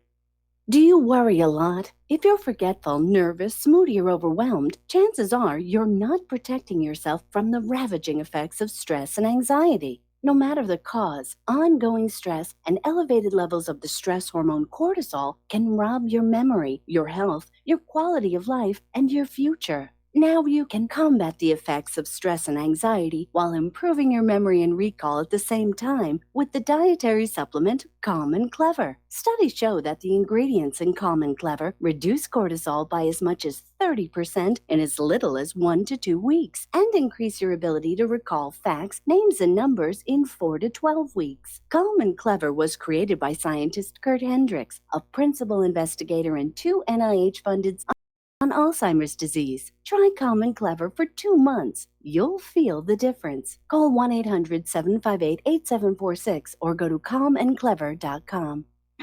Without the right accessories, any guy can be off the mark. Whether you've invested thousands in your arsenal or you own a single trusted firearm, a visit to AROutfitting.com is in order. It's one of the finest online selections of tactical optics and AR parts and add-ons, like EOTech, quick target acquisition with no peripheral loss. Browse the full range of Nikon scopes and binoculars. AROutfitting.com can illuminate your world with Streamlight gun-mounted lights from keychain to large handhelds up to 1,100 lumens. Find some stability with Battenfield tactical bipods. AROutfitting.com has CMMG gun parts, barrels, assemblies, handguards, part kits, and more, plus mag-full clips and magazines. I know I've got you excited, so take a breath.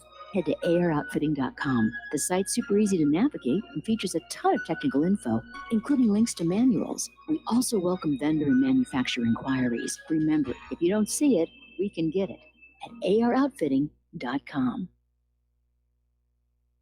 We will not go down in the night without a fight. You can burn up our mosques and our homes and our schools, but our spirit will never die. We will not go down in Gaza tonight. And aloha, America. Welcome back to our show here. We're going to go back to the phones here to Keith in Montana. Aloha, Keith. Welcome to the show. What's on your mind?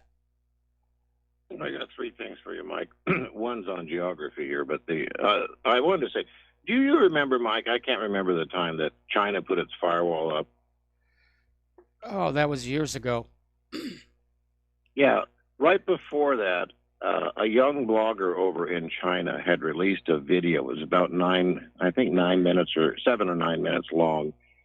And it showed him walking through a tunnel system where all of these missiles were buried deep inside this mountain. And he had probably walked, I'll say, at least a half a mile. And it was just truck after truck after truck.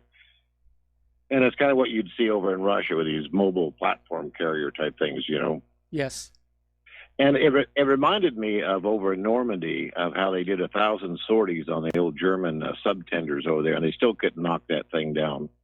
And today we have the advent of these Moab bombs and stuff, you know. Yes. But America sometimes doesn't realize what it might bite off if it does something wrong. And I would compare America to that of like a domestic abuse call that law enforcement is called to.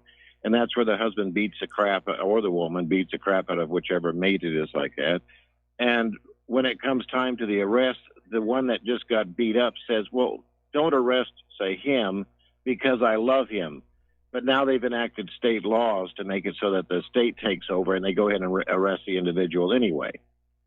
Well, if we were to turn that around and have some other country look at ours and say, well, hey, look, you guys are really oppressed under your Federal Reserve. You've got those radicalized, alleged Christians that are running your country there. Your cops are killing 1,000 people a year, a dog every 93 minutes. They're forcefully injecting your children like that. They're teaching this whatever agendas on them and stuff. You know, you guys need liberated. And that's, I mean, it's kind of like watching Naomi Klein's video, The Shock Doctrine, and actually realizing what this country has done to other people. Yes. And I was reading earlier that Pinochet's arrest over there in London, and the very bottom of the paragraph, it says he will be sorely missed by the arms manufacturers. Yes. That was right in there. And remind me of Rand Paul talking to Wolf Blitzer, where Wolf Blitzer says, well, you can't stop bombing Yemen there because of the arms makers. I mean, could you imagine as Americans sitting down to a dinner with your wife and family and watching the evening news with Brian Williams talking about them beautiful missiles, yes, you know, and realize that the very thing that you just built is killing someone, you know, and you want your family to pat you on the back, you know, hey, Dad, good job, you know. Anyway, geography-wise, I've been watching this whole thing here on the Pacific Northwest here, and it extends past that. I watch a lot of these so-called doom videos, too, of the massive floods and stuff all over the planet here, whether it's in Russia, Iran, the locusts, all this stuff. Down in Indonesia, the mass, you can drive for miles, and the whole crust of the plate down there is cracking. Yes. Pine Ridge outside of Yakima, Kennewick, that entire mountain is about ready to calve, it looks like. And they keep forecasting this 9.2 earthquake for the Pacific Northwest there. And then you find out that the edge of the caldera for Yellowstone here in Montana goes clear over to Kennewick. Yes. I think, well, if a 9.2 quake hit over there off the coast there or wherever, what that little ripple effect would do to that caldera to make it slap Yellowstone or something like that, you know? It's like hitting a 55-gallon drum of oil, you know? But what I'm getting at, and this is the same thing over where the Great Rift is in Africa, where Africa's splitting in half over there and stuff, you know? Yes. There are so many things going on in this world here, and I think if something were to happen to America here, like, say, a quake or something like that of that magnitude, with the amount of population on the Pacific Northwest coast and the amount of debt that the United States is in, to where it can't even handle whether it's Katrina or any of these other hurricanes or the Midwest flooding, who would come to our aid if something like that happened when America snubs everyone else? Yeah, you're absolutely right here, and because every time the United States, you know, goes to the aid of some other country that's had a natural disaster, it turns out it's basically going on in and buying up all the hard assets for pennies on the dollar, and so other countries might come on in and you know, do the same thing to us. But you're right. Let me rephrase that. When the Yellowstone caldera blows the government's not going to be able to do a thing about it, and it's going to wipe out, pretty much the western half of the country. Well, it's the same, like, that massive crackdown on the ground down in Texas, too, down in, I believe it was Brazil, where that entire, basically, little town slid down the mountain there. You're talking about thousands and thousands of homes. Yes. To me, it's like the Earth is in a constant, I wouldn't call it actual climate change. I would call it a lot of crust upheaval from these different areas where the plates are pushing against each other so much, and that's why the Himalayas keep growing and all this stuff, Well, that's what plate tectonics is all about. And yeah, the crust of the entire Earth is a dynamic system. You have the plate tectonics on the surface. You have all kinds of circulations going on down in the mantle. After a certain amount of time, things will happen. Apparently, they've had a swarm of microquakes down in Southern California that had people living around Fontana. They're a little bit nervous. Apparently, there was a cluster of quakes along the Cascadia subduction zone. If that one lets go, that'll be a worse quake than anything on the San Andreas. That one could generate a tsunami that would basically take out Seattle. Right. That's on the lower end of the Olympic Peninsula there. But yeah, there's just so many things going on here, and I kind of like Rodney King, where he's, why can't we all just get along, But I look at, like I say, if you were to put yourself into that position of someone else, and then it's like watching John Pilger's video, The War You Didn't See. When you go to Iraq and you see the hundreds and hundreds of feet of just graves where it's labeled a man holding 3 children with a watch in his hand. This is what the United States has done, and it was all based on a lie. And so when you hear people like Iran screaming death to America, you can understand why those people would get a little bit peeved. And is it for what? So the Iranians can have an iPhone in their hand? I mean, it's ridiculous. It is. And what it is the United States is in decline, economically, manufacturing, agriculturally, and nobody who's a politician, nobody in government really knows how to address these problems. So they're going to scream about gay reparations and abortion and try and hang on to power and solve their problems with the war because they can't think of anything else to do. Yeah, it's a big distraction. Years older, well, I'm as old as you, I guess I could say it, but but you remember how fun it was back in the 70s and 80s and even early 90s and stuff, where people actually went out and had fun. And nowadays, when you look at what the IMF says about each household in America is about $400 from a collapse. Yep. You look at the 40 farmer suicides a day. The farmers, and it's like even these bailouts, they only went to corporations, not to the local farmers there. And then, as I've stated before, the 57 active duty Marines that committed suicide last year, the 22 in special ops, on top of the 8,000 veterans that died, then the 307,000 veterans that were basically off by the VA. This country doesn't care about you. No. And it's a sad part. And it's like I say, it's like the spouse that keeps beating up the other one, and when someone comes there to say, "Hey, we're here to help you," it's, well, I love America. Don't arrest them. We need to make a change in this country. I agree. And I think the only way you're ever going to see a change in this country, though, is like your other caller had mentioned earlier there. Until Americans get out from their keyboards, from being keyboard warriors, and getting out in the streets and demanding reform, just like they did when they did all these coups in these other countries, and they were told to stay indoors, and those people said, and they went out in the streets by thousands, and they even got their politicians to resign, and they took off by helicopter. This is the same thing with watching Venezuela. You watch those videos down there, thousands and thousands and thousands of people out there for Maduro down there. Yes. Same thing down in Brazil when you watch, 3 million people line the streets because of higher bus fares. Same thing over in the Middle East, where even the Arab Muslim populations get together and they flood the entire cities with their people. They're just upset with their government, and there's reform. But here, everyone's sitting there, no, I'm not getting involved. Not my forte.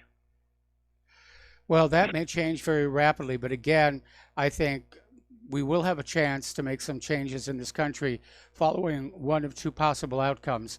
The first is an economic collapse that does bring the government down with it, or we do get into a war with a military peer and we lose, like we're losing in Syria, like we just lost in Afghanistan. And I think that may be the reason why Trump pulled back from Iran, was he was being told by people in the Pentagon, we can't win this one. And if they lose too many more, then America's illusion of military invincibility goes away, and other countries start wandering off to run their countries the way they want to.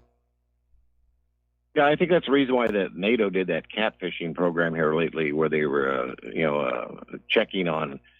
I think they ensnared 150 different soldiers there that were sending out their locations and their little Snapchats and other things, and they pushed that information onto the Pentagon because the military, just like everyone else in their selfies and stuff, they brag about their locations or like that. I have a friend that's he's an American Muslim. He's white, but he's Muslim convert. Has a beautiful wife and a child. He's stationed down in the South down there, and I chat with him every once in a while on Instagram there. And he sends me stuff, and I'm going, boy, this kid is well awake to what's going on. And then I wondered, well, if he is, then I bet you the other guys in his little platoon, or what you want to call it, are the same, So I don't think the military is as dumb as we think they are. So maybe we'll get a military coup before too long. That's entirely possible as well. And again, I know that the high command are loyal to the deep state, but your rank and file military people, by and large, they tend to be strict constitutionalists. Right. Yeah. To me, that's like when you confront one of our law enforcement. I have a lot of good chats. You remember there was an article here not too long ago. I don't want your time out here, but there was an article not too long ago here about how people that were like sending emails and Twitters to law enforcement were being charged with electronic harassment. And because a lot of departments don't want people to know it, just like that Sheriff's Fight Club that I found out about down there in Florida through the Miami Herald. Then I started looking around, and it was in New Jersey, Colorado, California, and these were all organized by the sheriff's offices, and it's to harden these boys up to put them into the life of crime for the privatized prison system, just like this opiate crisis, all these big pharma things. I mean, if anyone looked inside of America and saw what was going on, they'd say, boy, those people need some help over there. Yes, we do. Inside the country, we living here, or many inside this country, cannot believe it. They still have that affirmed thing, just like the husband and wife that sit down for dinner and they say, my husband or my wife wouldn't do that to me, and suddenly a pan is upside the head, But it's coming, and if people don't wake up, they're going to get caught blindsided. I agree. But, I think people are waking up. Unfortunately, they're waiting for somebody else to do something about it. And that's an artifact of our growing up with TV shows where if you wait just half an hour or 1 hour with time out for commercials, whatever problem was presented during the exposition gets solved. And we've grown up with stories of, Batman and the Lone Ranger and Superman and all these superheroes coming on in to save the world for us. They don't exist. And if we're going to save this country, you're right. We have to find some nonviolent, peaceful way to do it. But again, to me, it's obvious this country cannot continue on the path it is currently on. Something's going to break somewhere, either in the economy, within the political system, or within the military. Yeah, I think another thing is like Americans in like our age group like that, we lived for so long with the Walter Cronkites and the Dan Rathers and stuff as a father figure that was sitting there during the evening news telling us the day's events.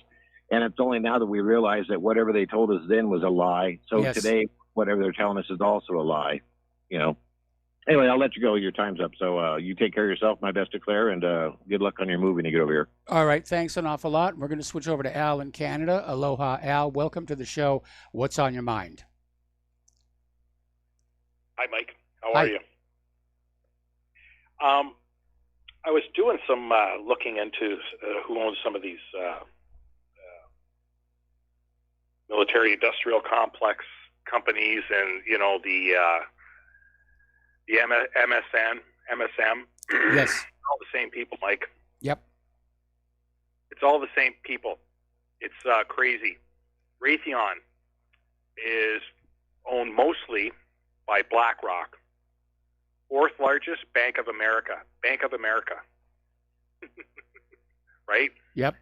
I don't have to tell you who is running Bank of America. I don't really have to tell you who's running BlackRock. CNN, well, that's Ted Turner, which is now, something else entirely. It's a big incestuous relationship. Yes. All of the big banks in the United States,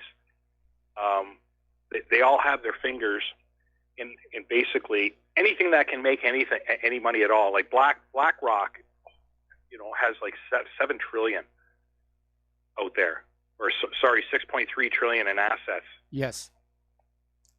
6.3 trillion. They own almost 4.5 trillion of Raytheon, with just 8% of its shares. That's insane. And Raytheon is funded mostly by the United States taxpayer. Yep. So does that mean that you guys really own it? It's your cash. No. We have no property rights. Our taxes are sort of looked at as, if you want, rent, and it conveys no property rights or ownership rights, or any kind of any other rights. The government just takes the money, gives it to the military-industrial complex. The military-industrial complex buys controlling interest in the media to push the idea for war. Anyway, Al, got to let you go. Got to take a break for commercials. We'll be right back.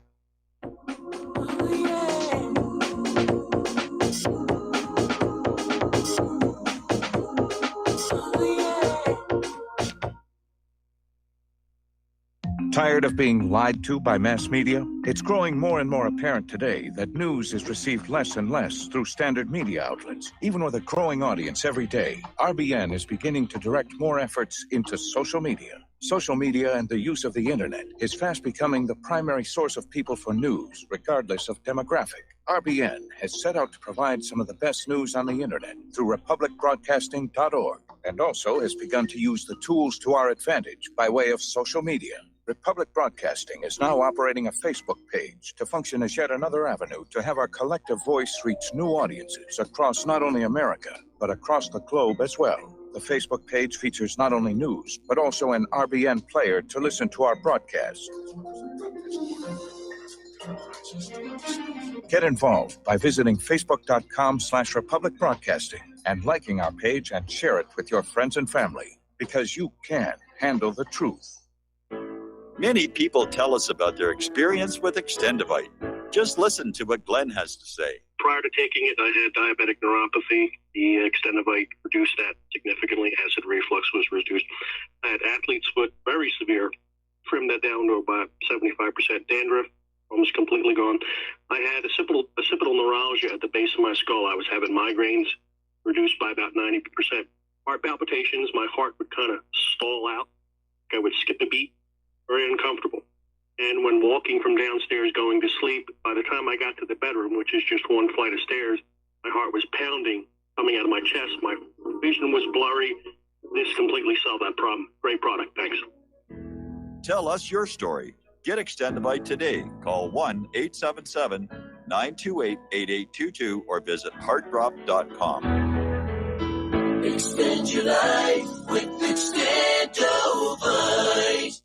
Homeowners, if your lender has gone out of business or sold your transaction to another lender or servicer, you may be the victim of a wrongful foreclosure resulting in the loss of your home. If you've already lost your home, are in foreclosure, or even in good standing, you can challenge the mortgage transaction's illegal issue and your property can be restored to you, and your foreclosure can be stopped or reversed and the mortgage transaction declared unenforceable. State laws, U.S. title codes, the Uniform Commercial Codes, and U.S. Supreme Court rulings have upheld that defective mortgage documentations can reverse or stop foreclosures and enforce property title claims in favor of the homeowner. We are having successes in stopping the process of foreclosure, the enforcement of the foreclosure judgments, the sale of property, and evictions after the sale. We are not attorneys, and we don't give give legal advice. We are a professional team of legal researchers providing forensic mortgage audits and expert witnesses. We have the knowledge to produce the evidence and enforce laws regarding your legal issues. We've been in business for 12 years without a complaint. Consultations are free, and we provide a free title search to confirm if your mortgage has legal defects. Please call 855-253-3748. 855, the number 2, keep it today.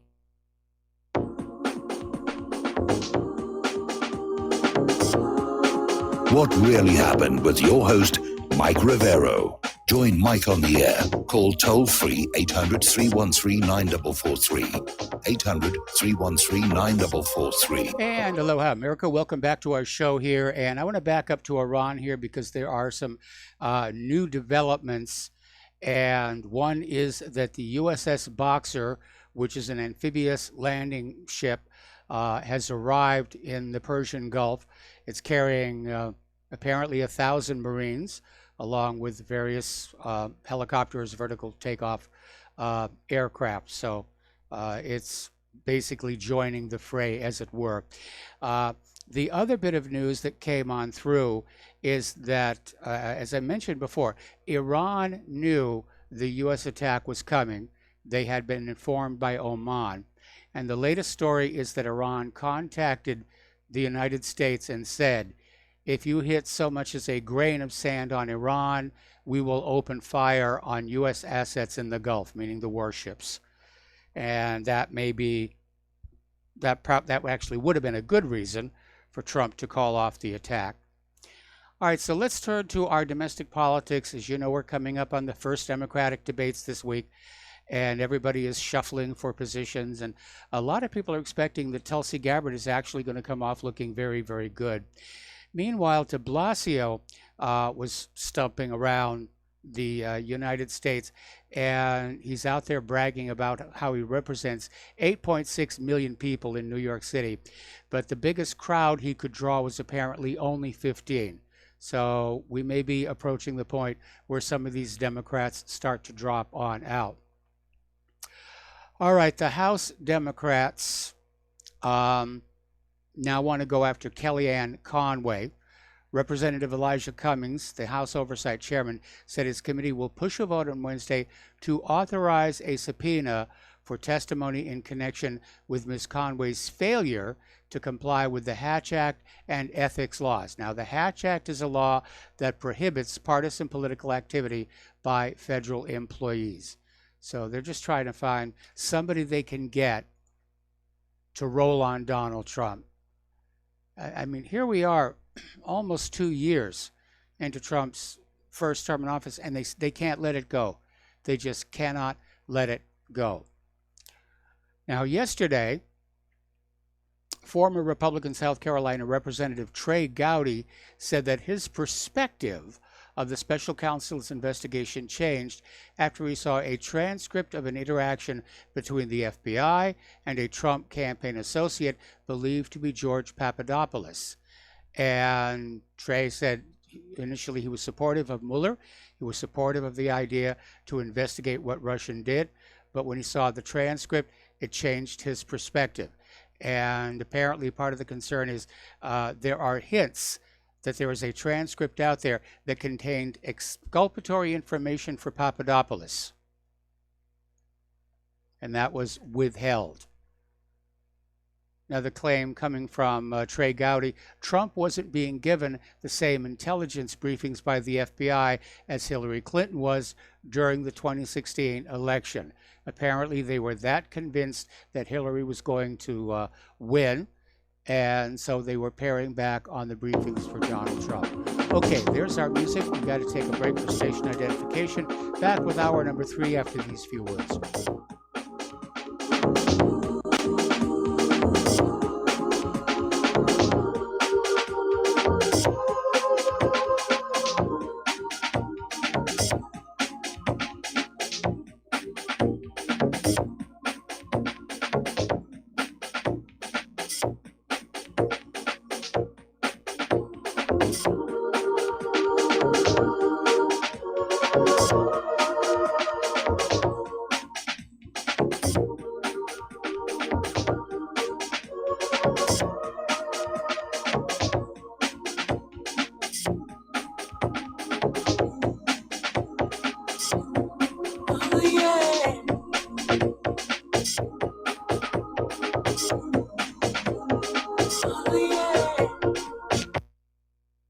Corporate media dominates the American opinion. Finding independent voices that counter this avalanche is becoming increasingly difficult. With the endless corruption running rampant throughout our government, independent voices are needed more than ever to battle the offensive against our freedoms and liberties. As a listener of RBN, no one understands this concept better than you. Now it's up to you to do your part. The time has come for you to take action and begin broadcasting the truth to hundreds or thousands of people every month. Sound impossible? Quite the contrary. With pointed slogans from LibertyStickers.com, you can reach countless sleeping Americans unaware that they live in a real-life wonderland. LibertyStickers.com has a huge inventory of political bumper stickers and messages that reflect the truth about our government, our politicians, and the future of America. With so many in stock, there's one perfect for you. Visit us today at LibertyStickers.com. Again, that's LibertyStickers.com. Do your part. Your voice is important. Let it be heard. You're listening to the Republic Broadcasting Network, because you can handle the truth.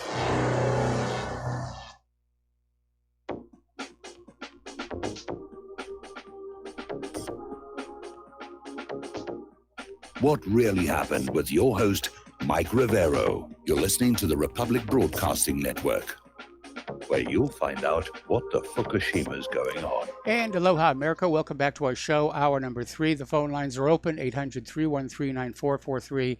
And one of our alert listeners just sent me in an article. Apparently, Oman is now denying that they conveyed any U.S. message to Iran from Donald Trump. And Trump is now saying no such message was sent. So we're back to trying to figure out what was behind Trump's sudden change of heart on all of this. Okay. Getting back to our domestic politics here.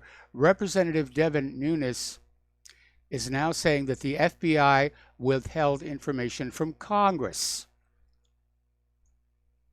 So apparently the FBI was trying to manipulate Congress's worldview of the Russiagate hoax by picking and choosing what they were going to share with them, which is not the job of the FBI here.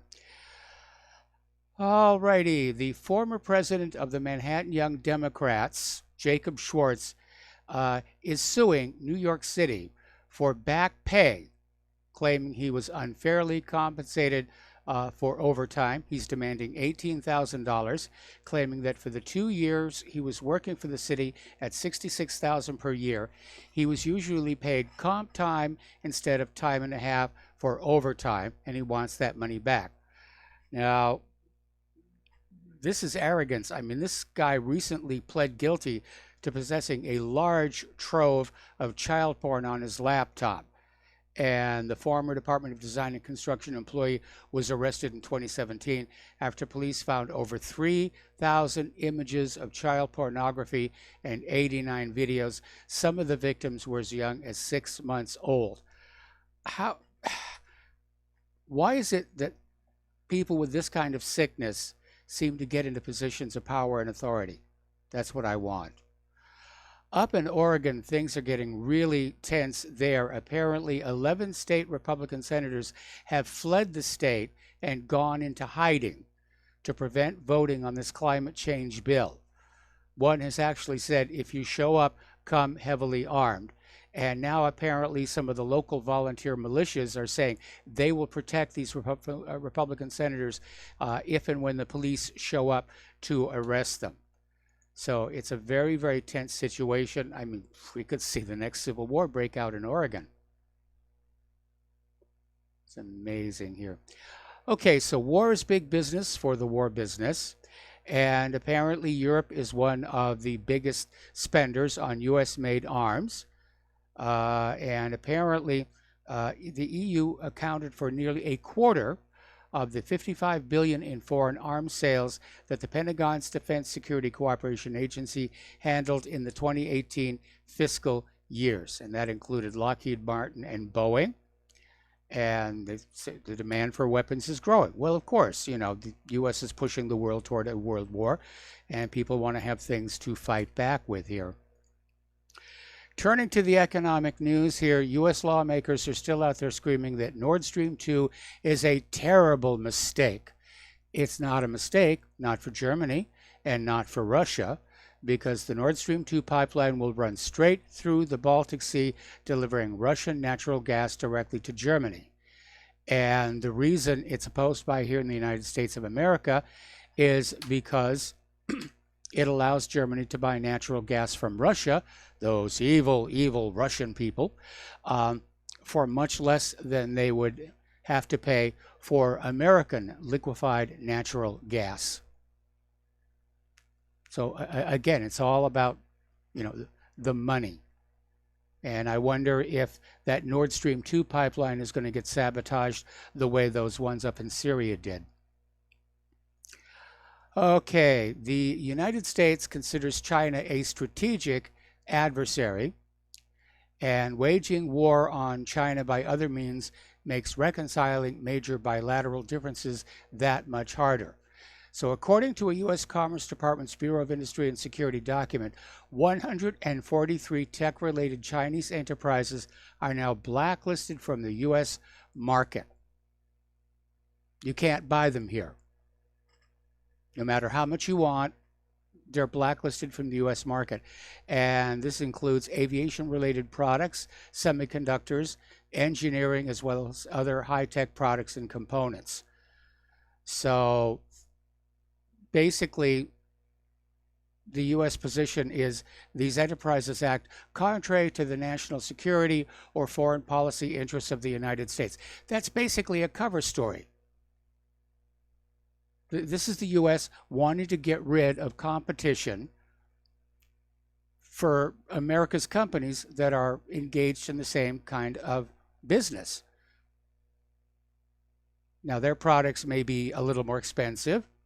They may not even be as good, but by golly, you will buy American here. So it's all protectionism here. Apparently, Deutsche Bank, which over the last several years is dealing in money laundering allegations, along with trying to generate sustainable profits, is planning a massive overhaul of its trading operations to switch focus from risky investment banking, and it's going to create a so-called bad bank into which they'll dump all their toxic assets, and they're going to curtail their offices abroad.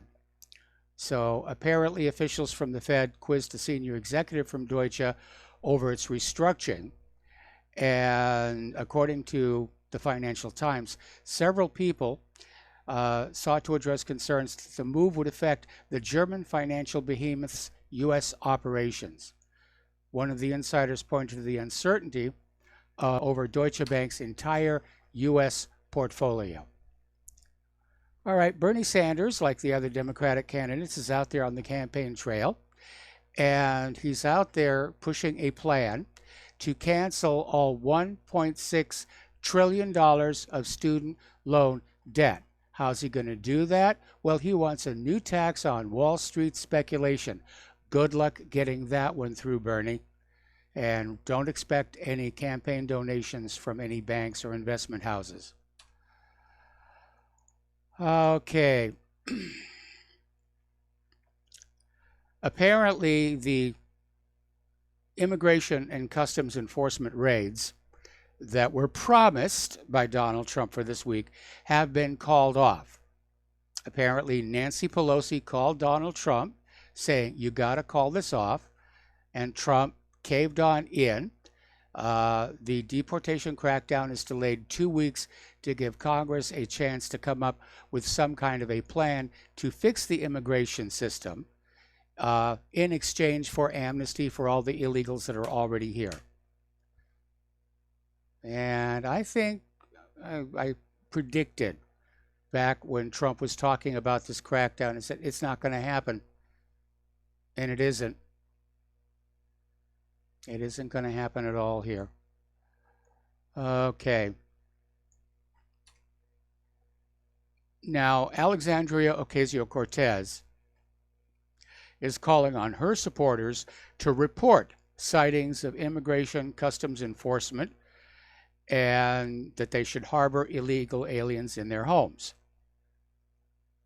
Now, that last one, of course, is a violation of Title VIII, for which people could and should go to jail. But as long as you have the Democrats handing out free stuff like health care out in California, the problem is not going to go away. And we know what the Democrats want all these illegal immigrants for. They want them to vote next year. And they're going to offer them all kinds of free stuff and say, if you vote for us, we're going to take stuff away from the legal American citizens and give it to you. Health care is a perfect example. Do legal American citizens get free health care in this country? No, of course we don't. We're dealing with some of the most expensive health care on earth. But in California, if you're an illegal immigrant, they're going to give you free health care. Does this make any sense at all?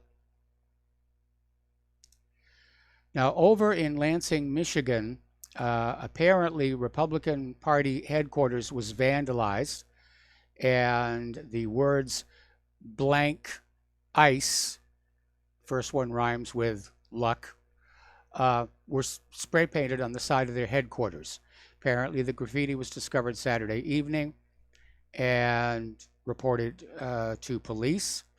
Apparently cameras did capture the person vandalizing the building in the early hours between Friday night and Saturday morning, but apparently the footage is not clear enough to identify the culprit.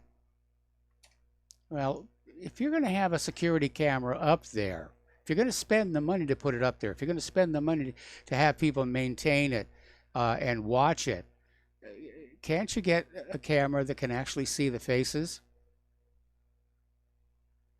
I'm rather surprised at how many times there'll be some horrendous crime committed and they'll say, we got the guy on the security camera, but we just can't make an ID. But I digress.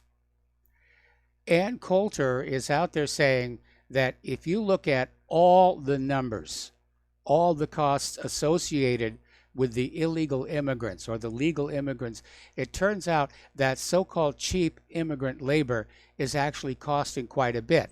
It's just not being paid for by the employer. It's being paid for by the American people.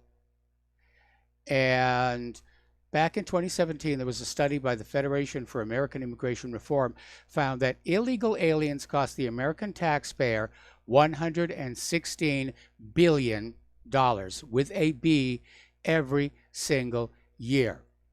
Now, according to this article that came out of Information Liberation, they're saying the actual number is more likely triple that. So they're saying part of the problem is that FAIR assumes there are only 12.5 million illegal immigrants in the country. That's the official number that's given on out. But don't forget, there was that Yale University and MIT study. They came up with an estimate of 26 million illegal immigrants in this country. And they're all living off of food stamps. In California, they're getting free medical care. Who knows what they're getting in the other states? Our economy cannot stand this load. This is bad policy.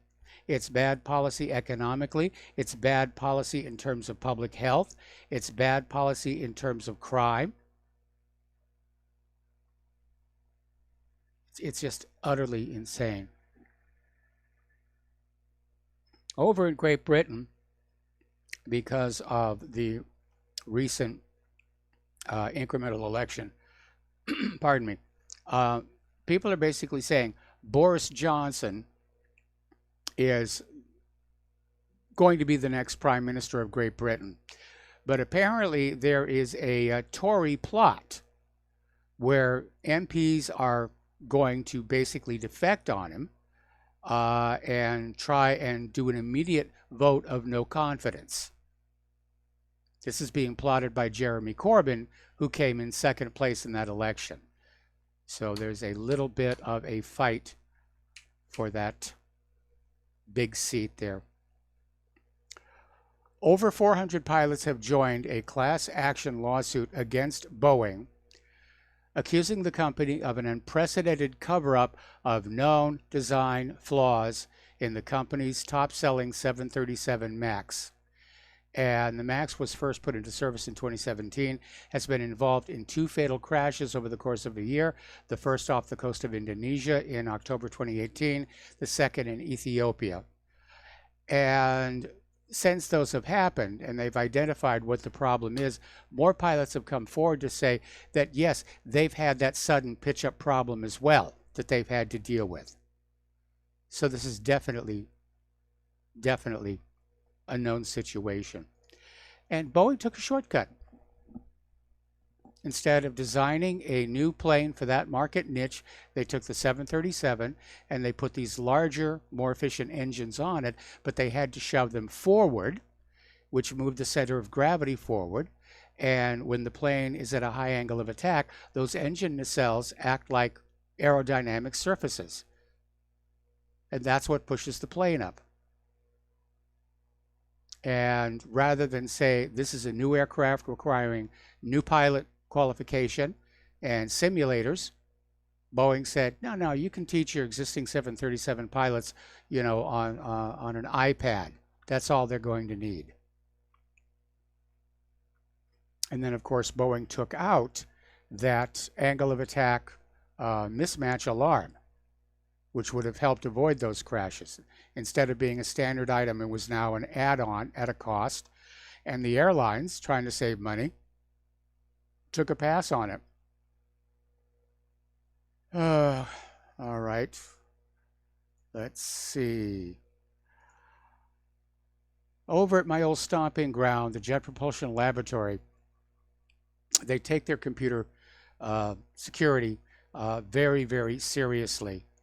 And back when I was there, the internet was just starting to get going. The ARPANET was just starting to get going. And most of the computers were not hooked to it. Well, now they all are. And apparently they got hacked last year. And the hacker took 500 megabytes of important data about all the next missions that NASA's involved in. And apparently they got in through using a $25 Raspberry Pi computer that was hooked into the JPL system without permission.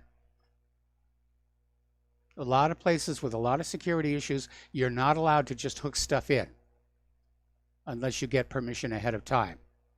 I remember one production company I worked at, they disabled all the USB ports so you couldn't put a flash drive in, copy off data.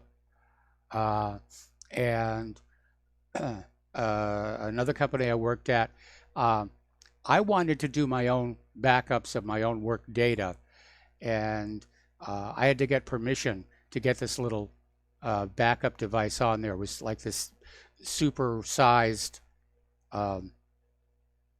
I'm forgetting what the name of it was. It was kind of cute, but it held like something like just 2 megabytes, but that was enough. And I'm glad I did it because they did have a major crash that wiped out about a month's worth of work. And I still had my little tiny backup. Nah. Speaking of the Raspberry Pi, they've come out with yet their latest machine. It's called the Raspberry Pi 4. And they're saying it really is powerful enough to replace a desktop PC. And the pricing starts at $35 for 1 gigabyte of memory. But if you're willing to spend $55, you can get 4 gigabyte of memory. And it supports 4K displays and true gigabit Ethernet. If I had time to play with something like this, I'd love to get one, but I don't even get a chance to play with the ones I've already got. I'm probably going to sell them on the next yard sale. All right.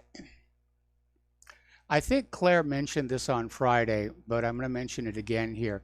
Apparently, researchers are working on what they want to call predictive medicine. And the idea is they're partnering with Amazon and Google so that your little voice-activated assistants will listen to you when you're sleeping and listen for patterns in your breathing that might indicate you're going into a cardiac arrest. And I think, for people who have heart problems, that's not necessarily a bad idea. But I can understand those people who feel that these devices are just getting a little bit too intrusive. And they're concerned about the privacy and the spying. And there are other ways to find out if you're having heart problems and sound an alarm, such as a photoplethysmograph. And you find a lot of those in these little health bands, these sports bands that monitor your health, monitor your heart here. Okay, Zero Hedge is sounding the warning that Google Chrome has effectively become a massive spy software. And this is actually coming from Washington Post tech columnist Jeffrey Fowler. We have to take a break for commercials. We'll be back with the rest of the story after these few words.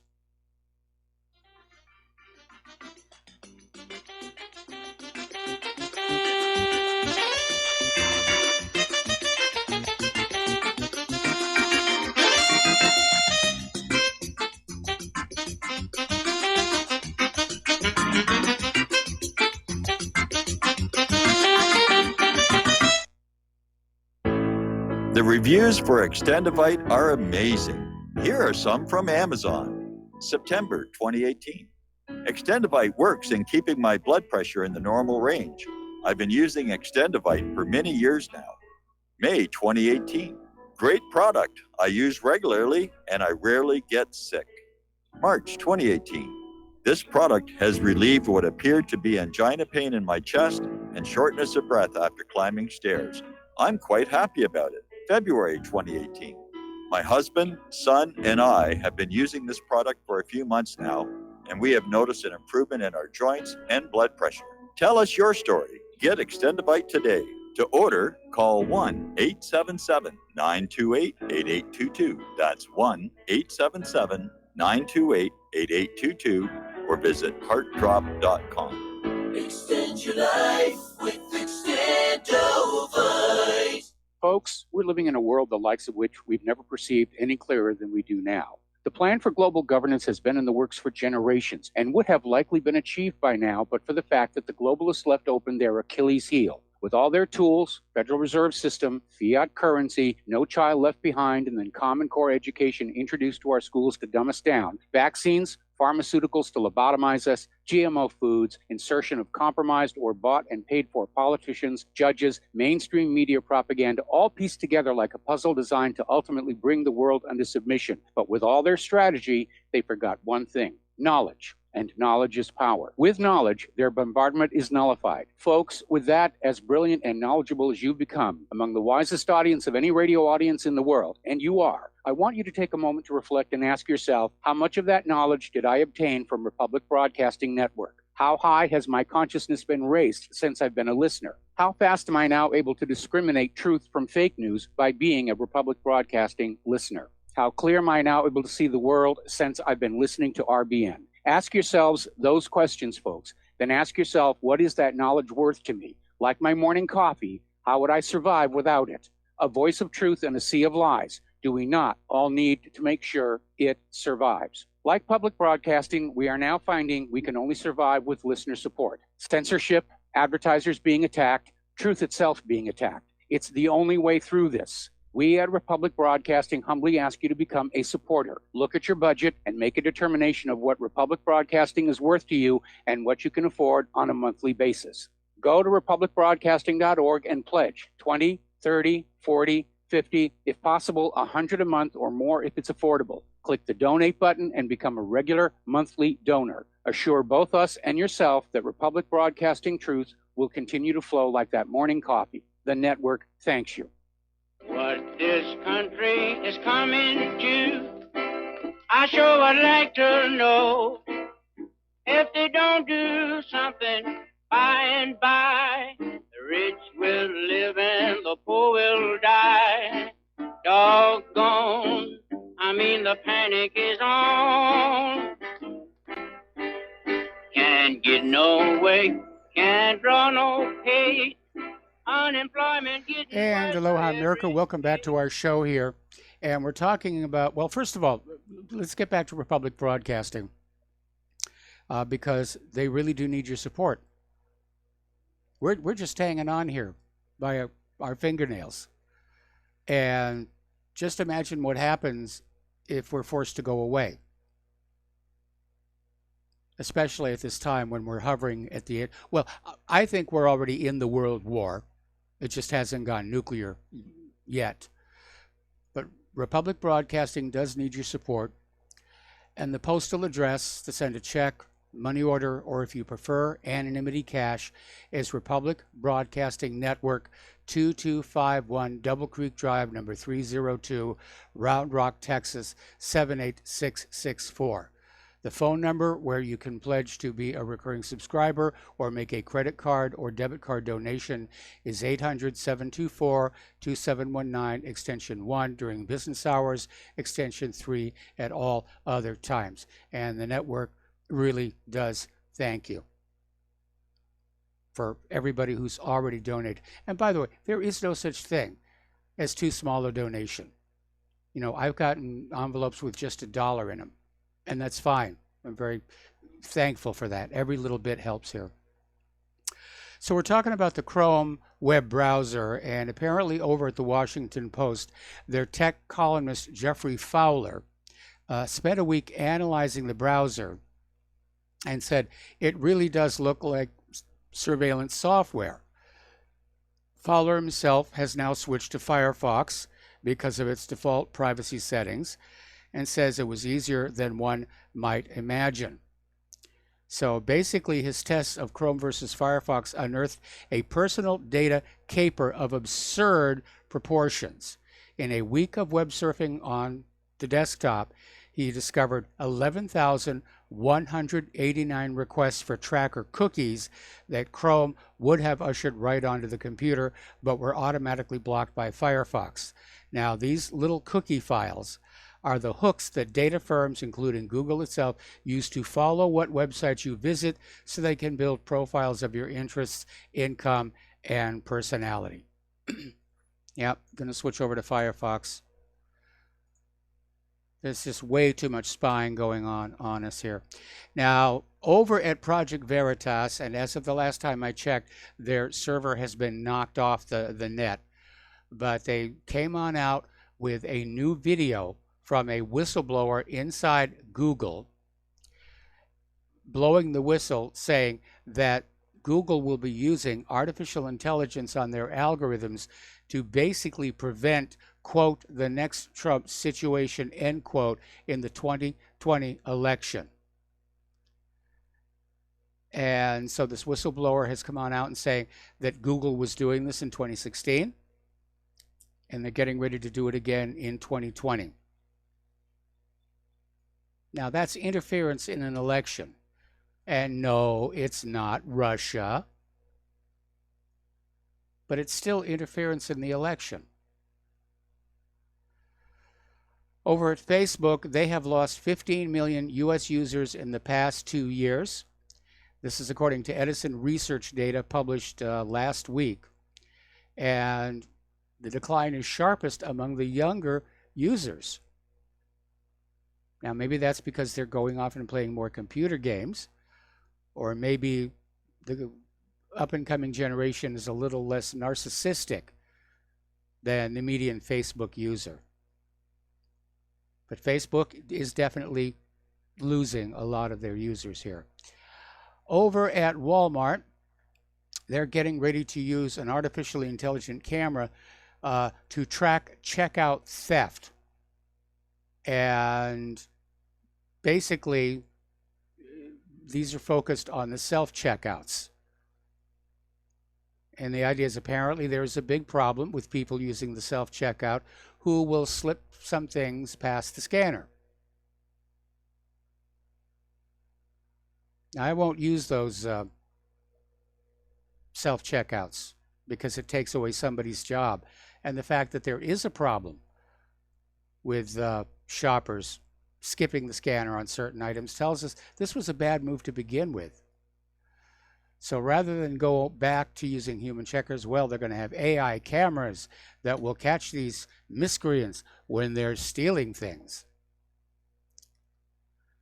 Over at Apple, there's a big storm brewing with Samsung, because when Apple came out with the iPhone 10, they were predicting these huge sales. So many that Samsung actually built a brand new OLED production plant specifically to supply Apple with over 100 million OLED display panels every single year. Only it hadn't happened. And Samsung is now very unhappy. They've lost a lot of money on this deal because people are hanging on to their older smartphones, or they're buying Samsung. We'll be right back after these few words.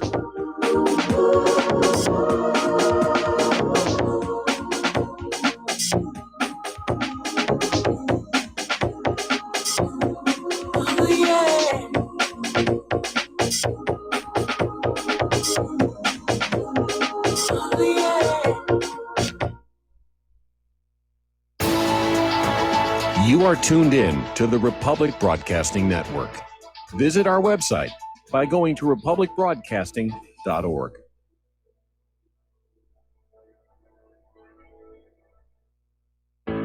Many people write us about their experience with Extendivite. Allow me to read you some from Amazon.com.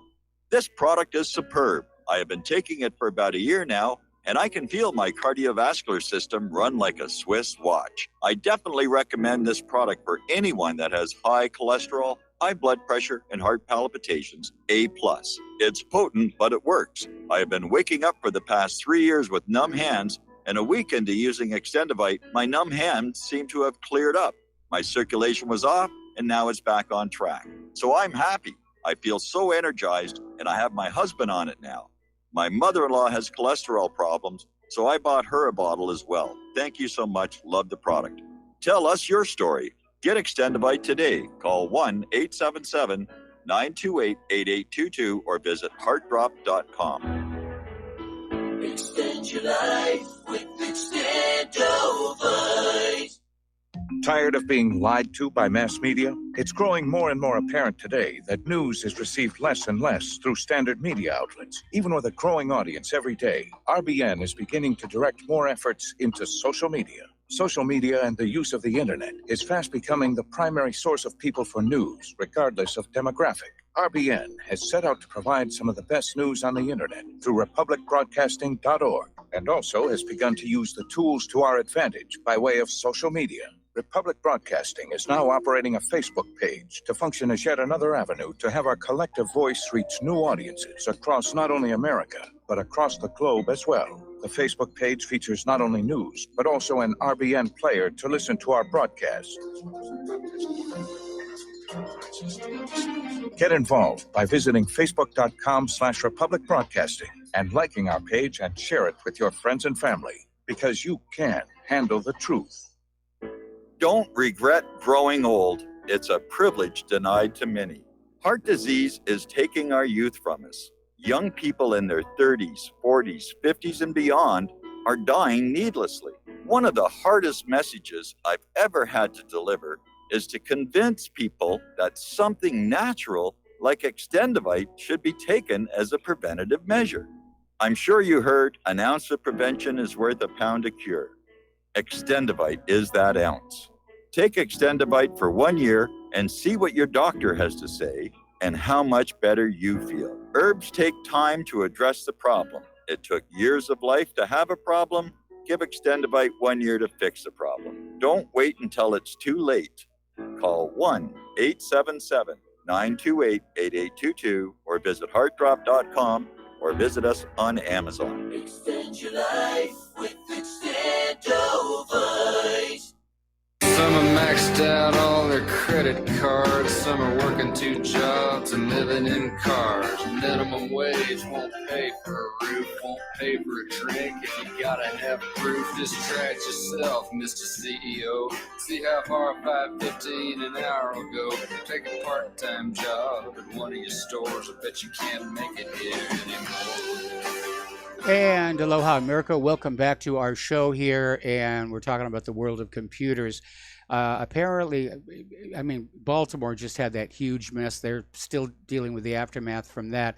Down in Florida, apparently their city council voted to pay a ransom of $600,000 in Bitcoin to hackers that targeted their computer systems. And you have to wonder, we're seeing this happen all over the country. And if our much vaunted NSA and CIA cannot stop these attacks, then how can they fight a cyber war? You ever stop to think about that? I mean, they're out there saying, you know, we're getting ready to fight cyber war against Iran, and we're going to fight a cyber war against Russia. Really, look how vulnerable our computer systems are, and how easy it is to shut down civil society. Cyber weapons could actually be more devastating to our country than a nuclear attack. And this article is saying the U.S. is completely unprepared to deal with a coming wave of cyber attacks, and that's absolutely right. More problems for Google.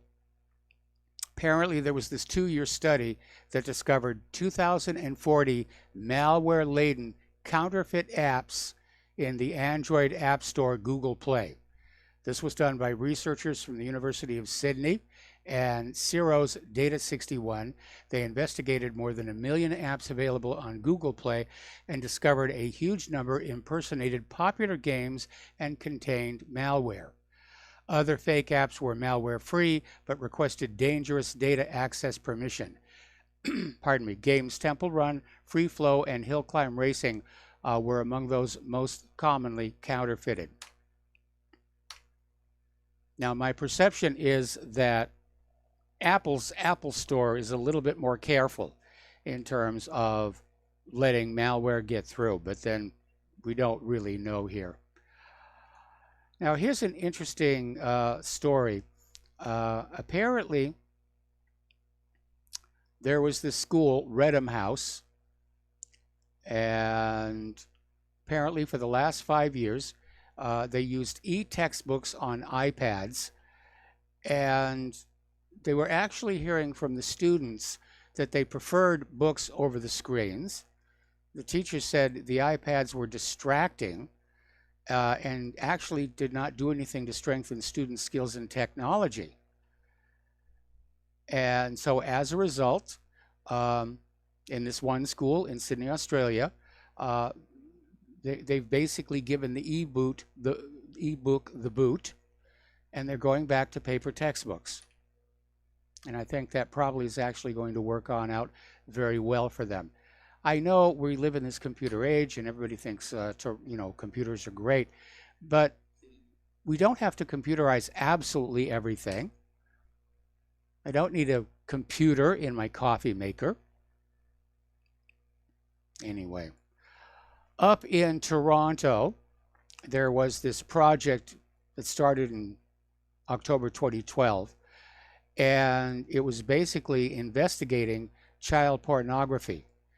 And basically they have discovered this online big box store for child pornography. It led to the arrest of 5 people associated with this Toronto-based web hosting company. And apparently it was called Yes Up Media, and members of the Toronto police executed the search warrant on the business on Gordon Baker Road in North York in search of approximately 800 child sex abuse files, but soon realized they'd stumbled into a much, much larger operation. They had a total of 32 servers filled with 1,000 terabytes of data, and it was ultimately seized, and a larger multi-jurisdictional investigation has been committed. I don't get this. I don't get this child porn thing. I really don't. It is a mystery to me. But it sounds like it's big business. You know, I think about somebody who's into child porn, and I sort of have this image of like some dirty old man hiding in a closet with some old wrinkled magazines or something. But 32 servers, 1,000 terabytes. That's just way out there. And I wonder if this Yes Media was serving a primarily Canadian audience, primarily an American audience. I'm sure probably was global.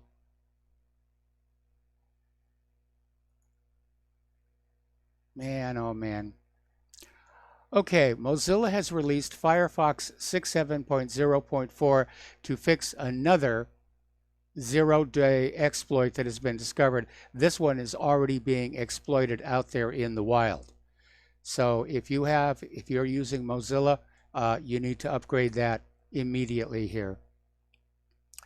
Over in Independence, Missouri, there's this gentleman who demands the right to hang up his Confederate flag in protest over the mayor's LGBTQ Pride tribute. You're getting Gay Pride Month, which is kind of weird because the veterans only get a day. But apparently the mayor, Eileen Weir, hung a pride flag outside her office to show support for the LGBTQ community. And this gentleman said, well, I demand the right to hang up my Confederate flag. Okay, we're going to take a phone call now from Todd in California. Aloha, Todd. Welcome to the show. What's on your mind? Thank you for talking about the missing children part again. I know you and your wife are parents to many, and even though you don't have any, but I've heard your stories, so I understand. I have 2 boys, but here's my synopsis of what I see. Scalia from the Supreme Court was murdered there on the border of Texas there. Yes. At that little encampment. You have the Bohemian Grove. You've got the Belizean Grove. You've got these encampments. Even Camp David is known as some place that perhaps that these things are going on. And it's just not to these locales. I mean, we have to think about all these hidden camps that are all over the U.S. And, it's plain and simple to find hidden things by just going on YouTube and looking at YouTubers that go and find abandoned mansions, and they're multi-million-dollar mansions and they're just abandoned. Well, I dare say that we would find the same exact thing, but more or less in a barbed wire fence setting that if you pass it, you probably will not pass out. You can go in, but you can't come out, kind of thing. And I dare say that there's probably over 100 in the U.S., and it's sad. The missing children, we are a first tech nation, and we have the highest amount of missing children as a first tech nation in the world. That's atrocious. I agree. It's absolutely atrocious. Now, I don't want to make any accusations about Bohemian Grove or any place without some hardcore proof. But this story coming out of Toronto, 32 servers and 1,000 terabytes, that's, obviously there's a huge demand out there for this kind of sick material. And I think it is a symptom of how our civilization is already in decline, like ancient Rome. And just as you said, ancient Rome, I'm a fond student of the Roman studies, had to take Latin and Greek in college. The point of Rome is it was just a cancer from the top. It wasn't from the bottom. It was from the top. The people, were like, well, how are, you look at some movies like that Kurt Russell did, probably closer to the fact of when he was that Spaniard gladiator, and that was the name of the movie, Gladiator. You mean Russell Crowe? Not all accurate, but there's some intrinsic ideas in there that show that there are some accuracies to the idea of the Roman circus and people just slaughtered wholesale. And it's a very cancerous sickness from the top down of this overlording kind of idea that they get. And then they look at us because they're in that so-called position as cannon fodder. And I don't buy that one bit, that, when Jesus drove out the money changers, he made a whip. And it doesn't say he touched them. It said he beat the crap out of them. And if you read that word in Greek, you're going to find out that it's a pretty vicious beating. Okay. And, you know, when we look at this, I think that it's the cancer at the top. It's, you know, and people moan and complain about Trump, but one of the few things that I can say is all that crap was going on long before he got there. So thank God he's not part of that ring of that stuff. But if you look at all that pedophilia and trafficking, dying core, the Bushes, deflections, obfuscations from their attorneys from these big CEO companies that are connected to these presidents and, you know, yeah, well, again, Todd, absent actual evidence, I don't want to name names because I don't want to get into a defamation situation here. So, you know, we hear a lot of rumors, we hear a lot of, you know, but what really hammered it, the sheer scale of this computer server farm, apparently dedicated to this kind of material. Well, what about that connection then? If you have that, then you obviously have a connection to Belgium, because that's a pipeline. Canada and Belgium are intrinsically connected on this child trafficking crap. And that came out, 10 years ago? And I think you covered that 10 years ago when Belgium was busted for all those underground rape places all over Brussels. Okay? So Canada has that connection to Brussels. And there's also other pipelines that come from Eastern Europe through Brussels. So to me, it's a top-down thing. It's not a bottom thing. It's a top-down thing. It's always been a top thing. It's always been a very cancerous thought pattern at the top. This some kind of feeling of this overlording that they can do on people without any sort of retribution for their actions. And I think that those days are going to be coming to a numbered end. And I really do hope that happens. And those that are involved, you know, I'm not going to say any names, but names that start with P, two brothers, have been all over the news, and they are known to be involved in certain sick, you know, involvement in events and parties and things. I think that it's time for the United States people to say enough is enough, not just with the border being shut and the trafficking going down at the border and the rape trees down there and the rape rooms and those big old PVC pipes buried in the ground all over the border from Texas all the way to California. So it's not just in Texas. Those are found in Arizona. They're here too in California. And I just hope that, you know, Trump is a man of his word, and I hope somebody on his team is listening, and I hope that they're aware that the people are watching. Well, I would like to see that happen. And again, that was another campaign promise that Trump made that seems to have gone by the wayside, where he was going to deal with the problem of human trafficking in this country, which, as I understand it, it's estimated something like 200,000 children. And we had that article at whatreallyhappened.com.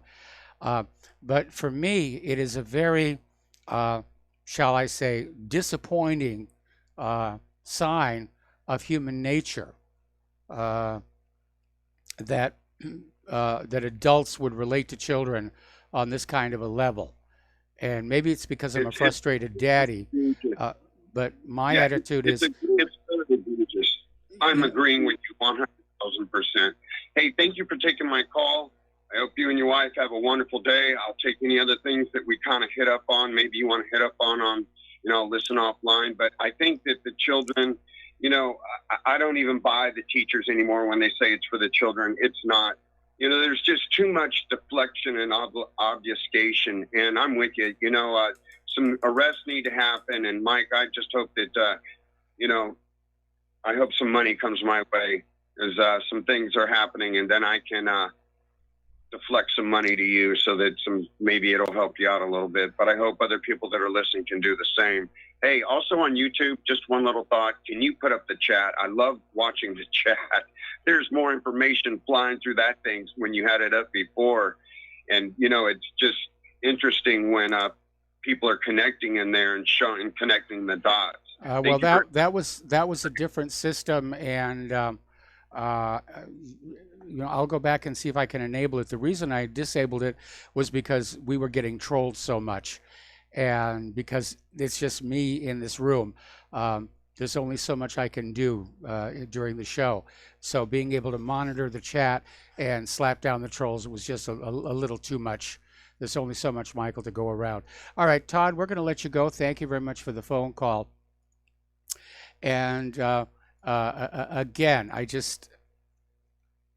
I'm having a hard time comprehending any adult who would relate to a child in that way. I just don't get it. See, and as I started to tell Todd, maybe it's because I'm a frustrated daddy. But for me, children are for protecting and educating and nurturing and raising and protecting from evil. And to me, that's the way it's supposed to be. And 32 servers, 1,000 terabytes of this nonsense. And here's my next question. Who were the parents of these kids who were being exploited for this material? It's just, what a sick society. What a sick society. Okay. Over in San Francisco, there was this high school that had a mural of George Washington, which had been there for a great many years. And then all of a sudden somebody said, oh, it's traumatizing me. It's traumatizing me. I am offended. I am offended. And there was this hue and cry, oh, we've got to get rid of George Washington, father of our country. That's sexist right there. And so the school said, yes, they're going to get rid of the mural. Apparently the estimate has come on in. It's going to cost $600,000 to cover up George Washington's mural. And it's a slap in the face to the history of this country anyway. I'm going to take another break for commercials. Back with the last segment of our program after these few words.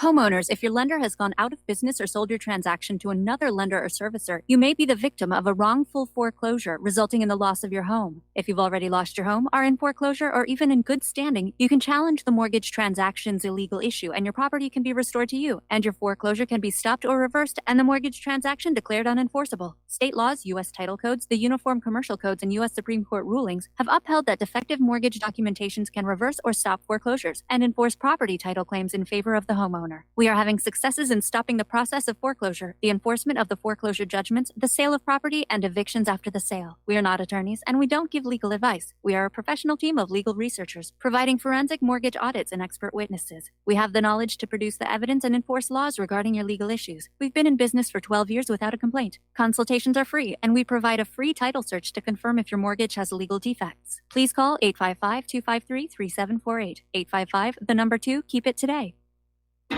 Without the right accessories, any guy can be off the mark. Whether you've invested thousands in your arsenal or you own a single trusted firearm, a visit to AROutfitting.com is in order. It's one of the finest online selections of tactical optics and AR parts and add-ons, like EOTech, quick target acquisition with no peripheral loss. Browse the full range of Nikon scopes and binoculars. AROutfitting.com can illuminate your world with Streamlight gun-mounted lights from keychain to large handhelds up to 1,100 lumens. Find some stability with Battenfield Tactical Bipods. AirOutfitting.com has CMMG gun parts, barrels, assemblies, handguards, part kits, and more, plus mag-full clips and magazines. I know I've got you excited, so take a breath. Head to AirOutfitting.com. The site's super easy to navigate and features a ton of technical info, including links to manuals. We also welcome vendor and manufacturer inquiries. Remember, if you don't see it, we can get it at AROutfitting.com. Tired of being lied to by mass media? It's growing more and more apparent today that news is received less and less through standard media outlets. Even with a growing audience every day, RBN is beginning to direct more efforts into social media. Social media and the use of the internet is fast becoming the primary source of people for news, regardless of demographic. RBN has set out to provide some of the best news on the internet through republicbroadcasting.org, and also has begun to use the tools to our advantage by way of social media. Republic Broadcasting is now operating a Facebook page to function as yet another avenue to have our collective voice reach new audiences across not only America, but across the globe as well. The Facebook page features not only news, but also an RBN player to listen to our broadcast. Get involved by visiting facebook.com/Republic Broadcasting and liking our page and share it with your friends and family, because you can handle the truth. Some are maxed out all their credit cards. Some are working 2 jobs and living in cars. Minimum wage won't pay for a roof, won't pay for a drink. If you gotta have proof, just try it yourself, Mr. CEO. See how far $5.15 an hour will go. Take a part-time job at one of your stores. I bet you can't make it here anymore. And aloha, America. Welcome back to our show here. Last segment of our program today. Now, not too long ago, Connecticut passed a law, or it was a declaration by the governor, basically saying that transgender males, biological males who consider themselves women, would be allowed to compete against biological women. And apparently 3 female athletes in a Connecticut high school have filed a federal discrimination complaint against this statewide policy, saying it has cost them top finishes in competitions and possibly even college scholarships. And it's about time. Somebody's got to do something about this. This idiotic policy is going to destroy women's sports. So the Alliance Defending Freedom filed a lawsuit with the U.S. Education Department's Office for Civil Rights because biological males competing against women is just plain unjust. Okay? Story coming on out of Domagood, and apparently those who are defending trans athletes focus on this work by Joanna Harper, who's a scientist and long-distance runner, who authored a 2015 study on the topic, and they claim that this defends their position, that it's okay for biological males who imagine that they're women to compete against biological females. And basically it's focusing on testosterone suppression that would slow the biological males down. And it turns out it's junk science, because it isn't the amount of testosterone you have in your body at that particular moment when you're running the race. It's how much testosterone you had in your body growing up, because that's what created more muscle mass, denser bones, and just suppressing testosterone right there for the athletic competition really doesn't do anything. Okay. Apparently over in St. Bridget's National School in Greystones, they've now put in a gender-neutral measure which would allow boys to wear skirts. Somehow, I don't think that that's going to work, but they're saying the kids can now dress in line with the gender they identify with. Well, I'm a guy. This is just a kilt. Apparently, there was this student who was literally thrown out of class after a teacher reprimanded him for claiming there are only 2 genders. And apparently the 17-year-old secretly filmed the teacher on a smartphone and then posted the clip online. And again, whatever happened to reading, writing, arithmetic, science, engineering, auto repair, things like that? When did schools get charged with brainwashing kids with this gender nonsense? So they're out there trying to claim that this student was just looking for trouble. All right, there's the music. Time for me to get on out of here and get something useful done with the rest of the day. Please stay tuned for John Stadmiller. I'm sure that he is going to be having lots of interesting things to share with you as well. Please take what you learn here, share it with everybody that you know. Please donate to Republic Broadcasting. Please donate to whatreallyhappened.com. We'll be back tomorrow. Aloha, America.